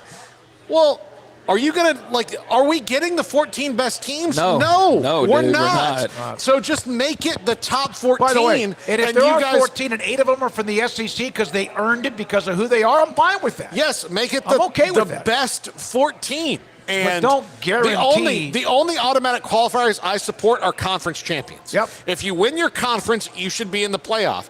But in 14-team model, that's 5. But our conference champions, should they get a first-round bye? Not necessarily. The top, the top 4 teams should, or the top team should get that first round bye. The conference champion should be in, and everything else should be at large, and take the best 14 teams. Yeah. And if you are, like you said, if you've got the biggest one, Smokey, you really don't need to tell people about it. Yeah. They'll find out. Yeah. Again, these are things being floated, as Craig mentioned, and we've mentioned all of the national writers. Dennis Dodd was on with us earlier. And again, you hear this word now, they are socializing. In other words, they are speculating, making calls, floating ideas to see maybe the backlash. There is no doubt that the SEC and the Big Ten have all the money, or most of the money, or control most of the money, and have a lot, if not all of the blue bloods. Most of them. But it's just, to me, getting to the point now where it's almost to the point, flaunt what you have. But why do you need anything free if that's what you have? Okay, that's you keep using this word need. They don't need it. They want it. There's a difference. Yeah. They don't need anything, and so that's not even the proper way to describe it at this point. So my blood pressure's fine because I'm not getting too up in arms about something that, again, is just conversation at this point. But I also totally understand this isn't just conversation. They are putting ideas out publicly with people intentionally to gauge what the discussion is, and I think that idea sucks. I think that you're just giving the rich more and more and more and more, and just break away. At this point, it's not even. There's not going to be. You're going to have so much of an advantage. There's not even going to be a point of having the other schools because you're already at such a great advantage. So, if that's part of the idea, then they're well on their way with these types of proposals. But that's not the ecosystem that I thought Greg Sankey wanted to maintain, or whoever else. That's an idea that this is bully do not ball. love. Yeah. Sandra Green, I think the SEC and Big Ten don't really want expanded playoffs. It's why they're trolling. We're having expanded playoffs. We're going from 4 to 12, and possibly before we even start 12, we're going to have 16. So that's not. Yeah, and hey, you can be a bully. Be a bully. Go ahead, be a bully. If it works, get it. If that's what you want, that makes you feel better, then go get it. And it might just change the way a lot of people. And I'm of a friend, my favorite, yours is, Craig's is, you're going to always be included. I don't know. Yeah. I think I'm the one fan of, that's what I said about if they did a top 10, Oklahoma would be included in the top 10. No matter what, they'll always be a part of that. Where mine has fallen out of that. You all would be way top 16, 20, or we would know whatever. That's subjective, but yeah, this is not like what you wanted to hear if you were hoping that Greg Sankey or people like him in power were really true about the whole ecosystem. And this will be the thing where this is what's best for the ecosystem. We'll hear in about 6 months or a year from now, because they simply can't compete with us. So why pretend that we're under a model where everything is equal? This is for the betterment of everybody. I guarantee you that's what we hear here pretty soon. And that may be right to some extent, but I don't think being NFL light is what's best for everybody. But then again, there is such, because of the way they've orchestrated it and just the way that it's worked as well with the size of fan bases and what the TV entities have offered everybody, this is all the combination of those things that's created such a gap that there's no way to close it. And now the one part that you could attempt to close it on, which is actually going and beating those teams and being the underdog like a Kansas State and going and beating a Tennessee and then turning around and beating an Ohio State one year, is having the hell of a run for a year. That you're not even going to want that to be possible now. Like, you're not even going to have the entrance to that door to even have that opportunity. So the writing seems like it's on the wall. Everybody who's in charge of that is, no, that's not what's happening, but it's very clear that's what's happening. Well, so, let's just be honest about it. I want Brett Yormark, and I don't know if Jim Phillips will, Brett Yormark, draw a line in the sand, man. Well, and I know you got to do what's best in the end, and maybe you are, but this is when I want you to have a guy. I want you to have all your guys. This is when I want you to stand up and go, this is bullshit. I mean, this is Smokey. The idea, even if you're floating it out there, he would know. The idea that even like Clemson, who's won 2 national championships, who won the college football playoff when it was 4 teams, can't be the number 1 ranked overall team. That Clemson can't do that. Clemson, who slayed mighty Alabama. Well, the idea is probably that they won't be in that league for very long. I mean, and I'm look, sure that's part of it. And maybe that's true. Yeah. And if that's the case, then, but to say that an ACC or a Big 12 team, that Kansas State or Colorado or somebody like that can't be number 1 and be the best team in the country. Because what you're saying is if the SEC and Big 10 automatically get the buys, then it's pointless for the Big 12 and ACC or Notre Dame to be number 1 in the country. Well, they'll force them into the Big 10 or whatever. Yeah. I mean, that's the whole idea behind all of it. I mean, that's been talked about for going on quite a while now, and we're just actually seeing it kind of in motion, which is, I think, hard for probably some people to swallow. But if you've been expecting something like this, then it's not hard to swallow. It's totally believable. It's just weird to actually see it kind of in motion, right? And to see and feel like you know where it's going, but not really loving where it's headed. So, again, this is a proposal. We've seen, how many proposals have we seen in the last 48 hours? We're running out of time. We need to get this done the next 30 days, a week ago. Well, that's also a little convenient little trick that's being used of like, let's not spend time to actually float this and actually think about it and give people time to come up with alternatives. Let's put pressure on having to get it done and push it through so then there's no turning back. That's very much a trick that's being used clearly right now. I don't know how you change that necessarily. But yeah, it's an idea that I don't think is going to be very popular for outside of those two. But then again, do they care? The TV networks and the commissioners and the people in charge outside of those entities, I don't think that they do. I don't think that they care. But I also don't think they're going to leave money on the table. So I think this idea of it's just going to be those two and nobody else matters is not accurate either. They're going to matter to just what extent, though. Will a Kansas State, a Texas Tech, a Baylor, whoever is not necessarily in whatever the conferences are in 5 years, you're not going to just get rid of free money and these teams. So how does that factor in is what I wonder. I will say this. Last time you went to a Baylor game was last weekend against Houston. Yeah. Brett Yormark was there. Yeah. He's been to the Foster Pavilion a handful of times. If, in fact, he's there on Saturday when I cover KU and Baylor, then I'm going to see if I can get just 5 seconds with him and say, what in the is any of this legitimate? And I don't know if I'll get that opportunity or even if he's going to be at that game. He was 1 seat over for me, so me trying to talk to him would have been awkward. Had I done more than just when if it had been a cold beer, you would have gone over there. No. Yeah, probably. He would probably have one with me. I don't know. But, no, I did talk to him for a second, but I did not get out what I really wanted to say was like, hey, don't let them pull this AQ crap. Like, just don't let them pull that. And because, again, they are, selling it as guarding against a problem that may never happen. That's how they're selling it. They know what it really is.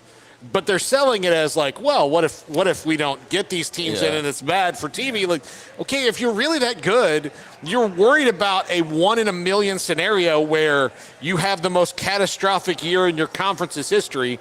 In that case, then you move on. Yeah. Like that's sports. By the way, eventually the SEC started winning big games, became this run of 14 of 17 national titles. They weren't always the dog. There were other conferences that were, and yes, college football has changed dramatically since that time. My biggest problem that I've always had with college football, and it's my number one sport. It's the one that choose one sport to watch. It would be college football. Although I think the NFL has gained steam with some of the recent events over the last couple of years. They're not in danger of taking over the number one spot just yet, but man, change some more of these rules around, or have no rules at all. And I'm starting to inch my way over to the other side a little bit, but they just refuse to really want to give any just I guess it can't be an apples to apples comparison because the NFL has their schedule and it's just so different in college football because there's just so many more teams. So from that standpoint, maybe this is the way to eventually crowning the true champ, but not really because you're leaving so many on the outside looking in if it turns into what you think it turns into eventually. So I don't know. I don't know what to think of all the different – we've seen like 5 models floated in the last 48 hours, as I mentioned. But, yeah, it's a mess, man. But every time I think that not what they need, but what they want. These reports are all these are professional guys. These are men and women that do their job pretty well. But every time there's another proposal that is leaked or discussed or socialized, it's like even more. Yeah. Now they're going to want. We're going to want 4 automatic qualifiers, and we want 2 of our teams to have a first-round bye and be on the opposite sides of the bracket so we don't play each other. And look, maybe it's because there's 68 teams in the basketball tournament. But the logic of applying a basketball mentality on picking the teams to the football tournament, I don't understand how that's a non-starter for them. Mm-hmm. Like, the best thing that they do, the best thing that all college athletics does, and as great as college football is and fun to watch, when it comes to the postseason, it's been lame. It's lame, dude. Of all the sports, it is. It's so lame. But the one thing they do better than almost any sport, professional or otherwise, is their basketball tournament. Mm-hmm. So instead of copying that model and trying to apply it to the College World Series, the softball, those are great events. They work out really well. You get to see teams play. Like, if you're into those sports, it works out really well. The basketball tournament is the most fun 3 weeks. Even if you're not into college basketball, people get into it because it's not arbitrary, or it's minimally arbitrary.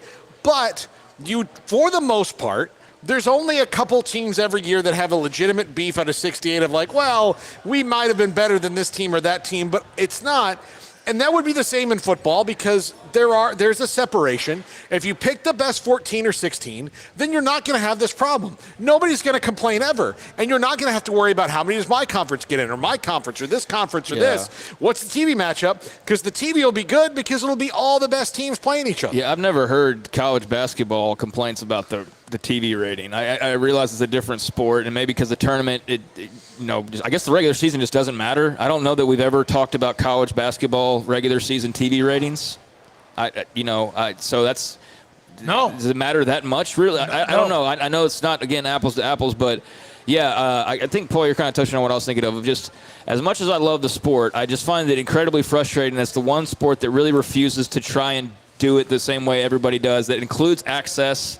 No matter how much money you have or how many fans your stadium fits, but if you win and you do things the way you're supposed to, you get in. And we just saw this last season that clearly 4 is not enough, that you can have an undefeated on the outside looking in. That should never be the case in any postseason. If there is an undefeated power conference champion, there should never be an omission. No matter who gets hurt, no matter if the head coach leaves, the fact that happened is absolutely ridiculous. And, they're expanding it. Well, they're expanding it, and it actually sounds like this is what it should be, where everybody has access, everybody has a chance. You slant it a little bit towards these 2 because they just have so much power and control, and they bring big audiences, but you still have access. And now they're trying to create – it's like they refuse to have an honest-to-God postseason tournament. And everybody else has one in every single sport, professional or amateur. And college football is the one that just absolutely refuses to do it like everybody else for some reason. What if the Major League Baseball just said 6 AL East teams need to be in the playoffs? Yeah. Why? Because Boston and New York So either the Yankees or the Red Sox need to be in every year, or we're not going to the World Series. Right. Yeah. Well, no. I mean, the Cowboys. My God, the Cowboys would actually have had even a better chance to screw up their Super Bowl. Exactly. They're going to they're in the Super Bowl. What if Jerry Jones walked in and as arrogant as a human being as you're ever going to meet in Jerry Jones, and I'm not even saying that as an insult. But because I don't know if that's true. I mean, but as confident. Ego, brash. Huge ego, brash. Yeah. He is brash. He would never have the balls or the ability to say some of the things that Greg Sankey says about my league's just better. That's because Paul, they're on more even footing. There's 32 owners. They all all of them have get the same revenue. There's a commissioner. But if he said, like, and look, he is. They all understand they're as strong as the weakest link. Yes, and they do. It's what the SEC really was like for the longest time, that they were as strong as Vanderbilt or South Carolina or whoever else. And it's like they've lost sight of that. Yeah, I mean, just like everything's going to be better together. And again, more inclusive is better. And I don't need to I don't need to go to Harvard and say, I need to commission a study from all of your top minds on why having a more inclusive playoff is better, because the research has been done across every other sport and every other walk of life. Nicole Arbach on Ross Dellinger's report and confirmed it. The part of the reason the Big Ten and SEC would be okay with only 3 automatic bids, because remember there was even the thought of 4. Also hard to imagine. It would be difficult for the ACC and the Big 12 to agree to. If I'm Brett Yormark, there's nothing he can do to really stop anything except for try and fight as best he can, and he needs to do it. He needs to do it. That's what I said It's not going to earlier. be Phillips. Yeah, it's not going to be Phillips. And if they say, you know what, you're out, you're not even getting a chance, well, then I would rather be out and not have a chance and have a little asterisk game with. And I know, like, the fans will drown out any of that talk, but somebody somewhere's got to take a stance and be like, this is BS, man. This is not the way it's supposed to be. It's not the way that it's ever been, and that's fine. New happens. New can be good. This isn't necessarily good. I don't know, but somebody's got to sit there and actually fight back a little bit, because if not, then they're just then you have no pride. Resistance. You have no and pride. no pride. Yeah. Pivovar is where we've been today. Authentic Czech Lagers Brewery, a great menu. We've gone over that. Again, it's just been a fun day. How's the beer, Paul? The background has been incredible. This I would describe as the tears of Zeus. It is quite good. Whatever just happened to a light beer? Oh, I mean, look, this is this one you'd like. It's nice and crisp. It's a little citrusy bite to it. This is the session beer. This is fun. This has been fun. We don't get to go on location very often because there's so much that has to travel with us. But Jack and Garrett, Paul, all of us, and Craig and I walked in about 20 minutes before the show. All of this setup has been fantastic. A lot of you have commented on the background. They opened up the doors Looks cool, after we've been on about at 4 o'clock. And again, this is fun. This has been a lot of fun. We're not done. A lot more to get to. Again tonight, remember at 10:30 on 365 Sports Tonight on the CW. Thanks for that. Emery Winter's working on that. But this is 365 Sports. It's time for Paul Catalina's Top 5. Brought to you by Texas Beef House. Where's the best beef in Texas? Your house when you order from Texas Beef House. Unleash the flavor of Texas-raised Wagyu. From our pasture to your plate, TexasBeefHouse.com. Well, we might as well just continue this train on, because our topic today, top 5 bad ideas in the 14-team playoff.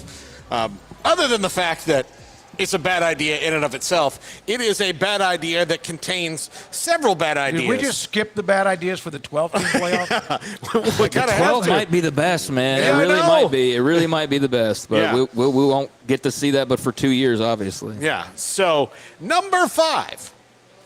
And Craig just hit on it, not seeing how 12 goes first. Yeah, seeing how 12, like, I know that ESPN's trying to figure out what units they have to sell and all those things in 2 years and blah, blah, blah, blah, blah. But could you not just make a 5-year contract with a 12-team playoff? Could you not do that? Now, again, this is the fault of many idiots that have gotten us to this point of where we don't have the 12-team playoff until this year. We could have had it a couple years ago, but didn't, because of the alliance and all the things that went down. And then, of course, we didn't have it anyway because the powers that be didn't really care what the fans wanted in the first place. And they still seem to not. And still don't. They still don't. And that's the other thing is, like, if I walked into the restaurant right now and I say, I'll have the schnitzel, and they're like, no, you will have a cheeseburger. You're like, well, I came for the schnitzel. And they're like, well, we're going to give you a cheeseburger. I would be like, that's not how you run a place. They wouldn't do that here. But. College athletics actually had a commissioner spot. They'd go hire Rob Manfred.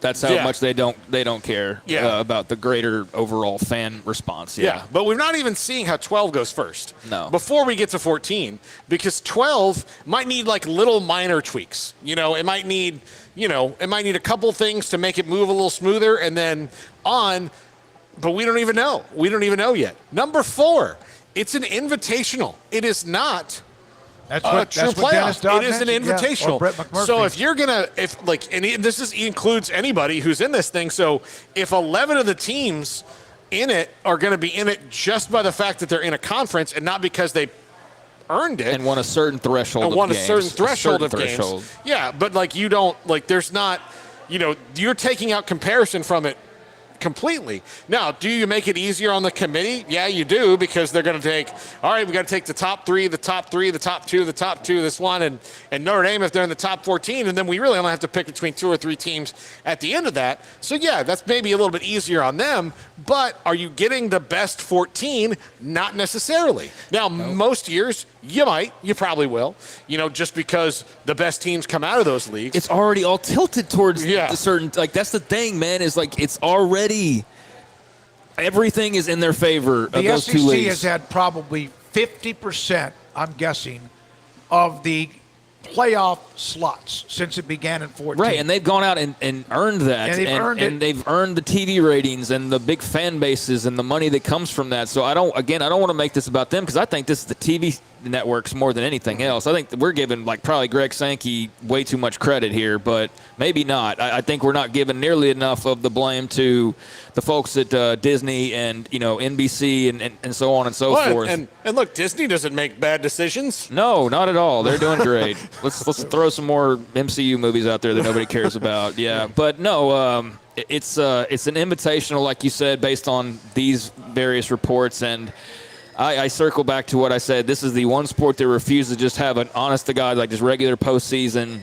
They've got the salary cap rules of Major League Baseball, where you can spend whatever you want, and just so happens, though, that there are certain teams that make all the most money and that they can outspend, but now you want to give them all of these other additional benefits. It's you don't have to do that. Baseball has a threshold where you have to pay extra. They have a luxury tax. Yeah, you're not right. Even college football. No, you're right. Yeah. There's not that in place. The advantages are so great already, but you need to further tilt it. Break off already. My God. Yeah. Number 3, already letting the Big Ten and SEC take control of this thing. Oh, too late. I mean, it's too late, but already letting them and not being on equal footing of this. And look, when they decide they're going to have a committee and keep you in the loop, that's already bad. That's already bad. Yeah, it is. Because there's now if it's just, if Smoak and I are Big Ten and SEC and Craig is the ACC, we only have to tell Craig what we want to tell Craig. We don't have to tell him anything. No. Craig goes, hey, how'd the meeting go today? What's it going to be like for us? Oh, you're going to love it. You're going to get 2 automatic qualifiers. And then, okay, I like 2 automatic qualifiers. That's good. We're all going to get 2? Yes, we'll all get 2, but we'll also get 3. Yeah. Oh, wait. What do you mean? They're only going to get 1. What do you mean? What do you mean 3? Oh, yeah, I mean, that's just because we're doing this. I mean, more we're like 4, bro. Yeah.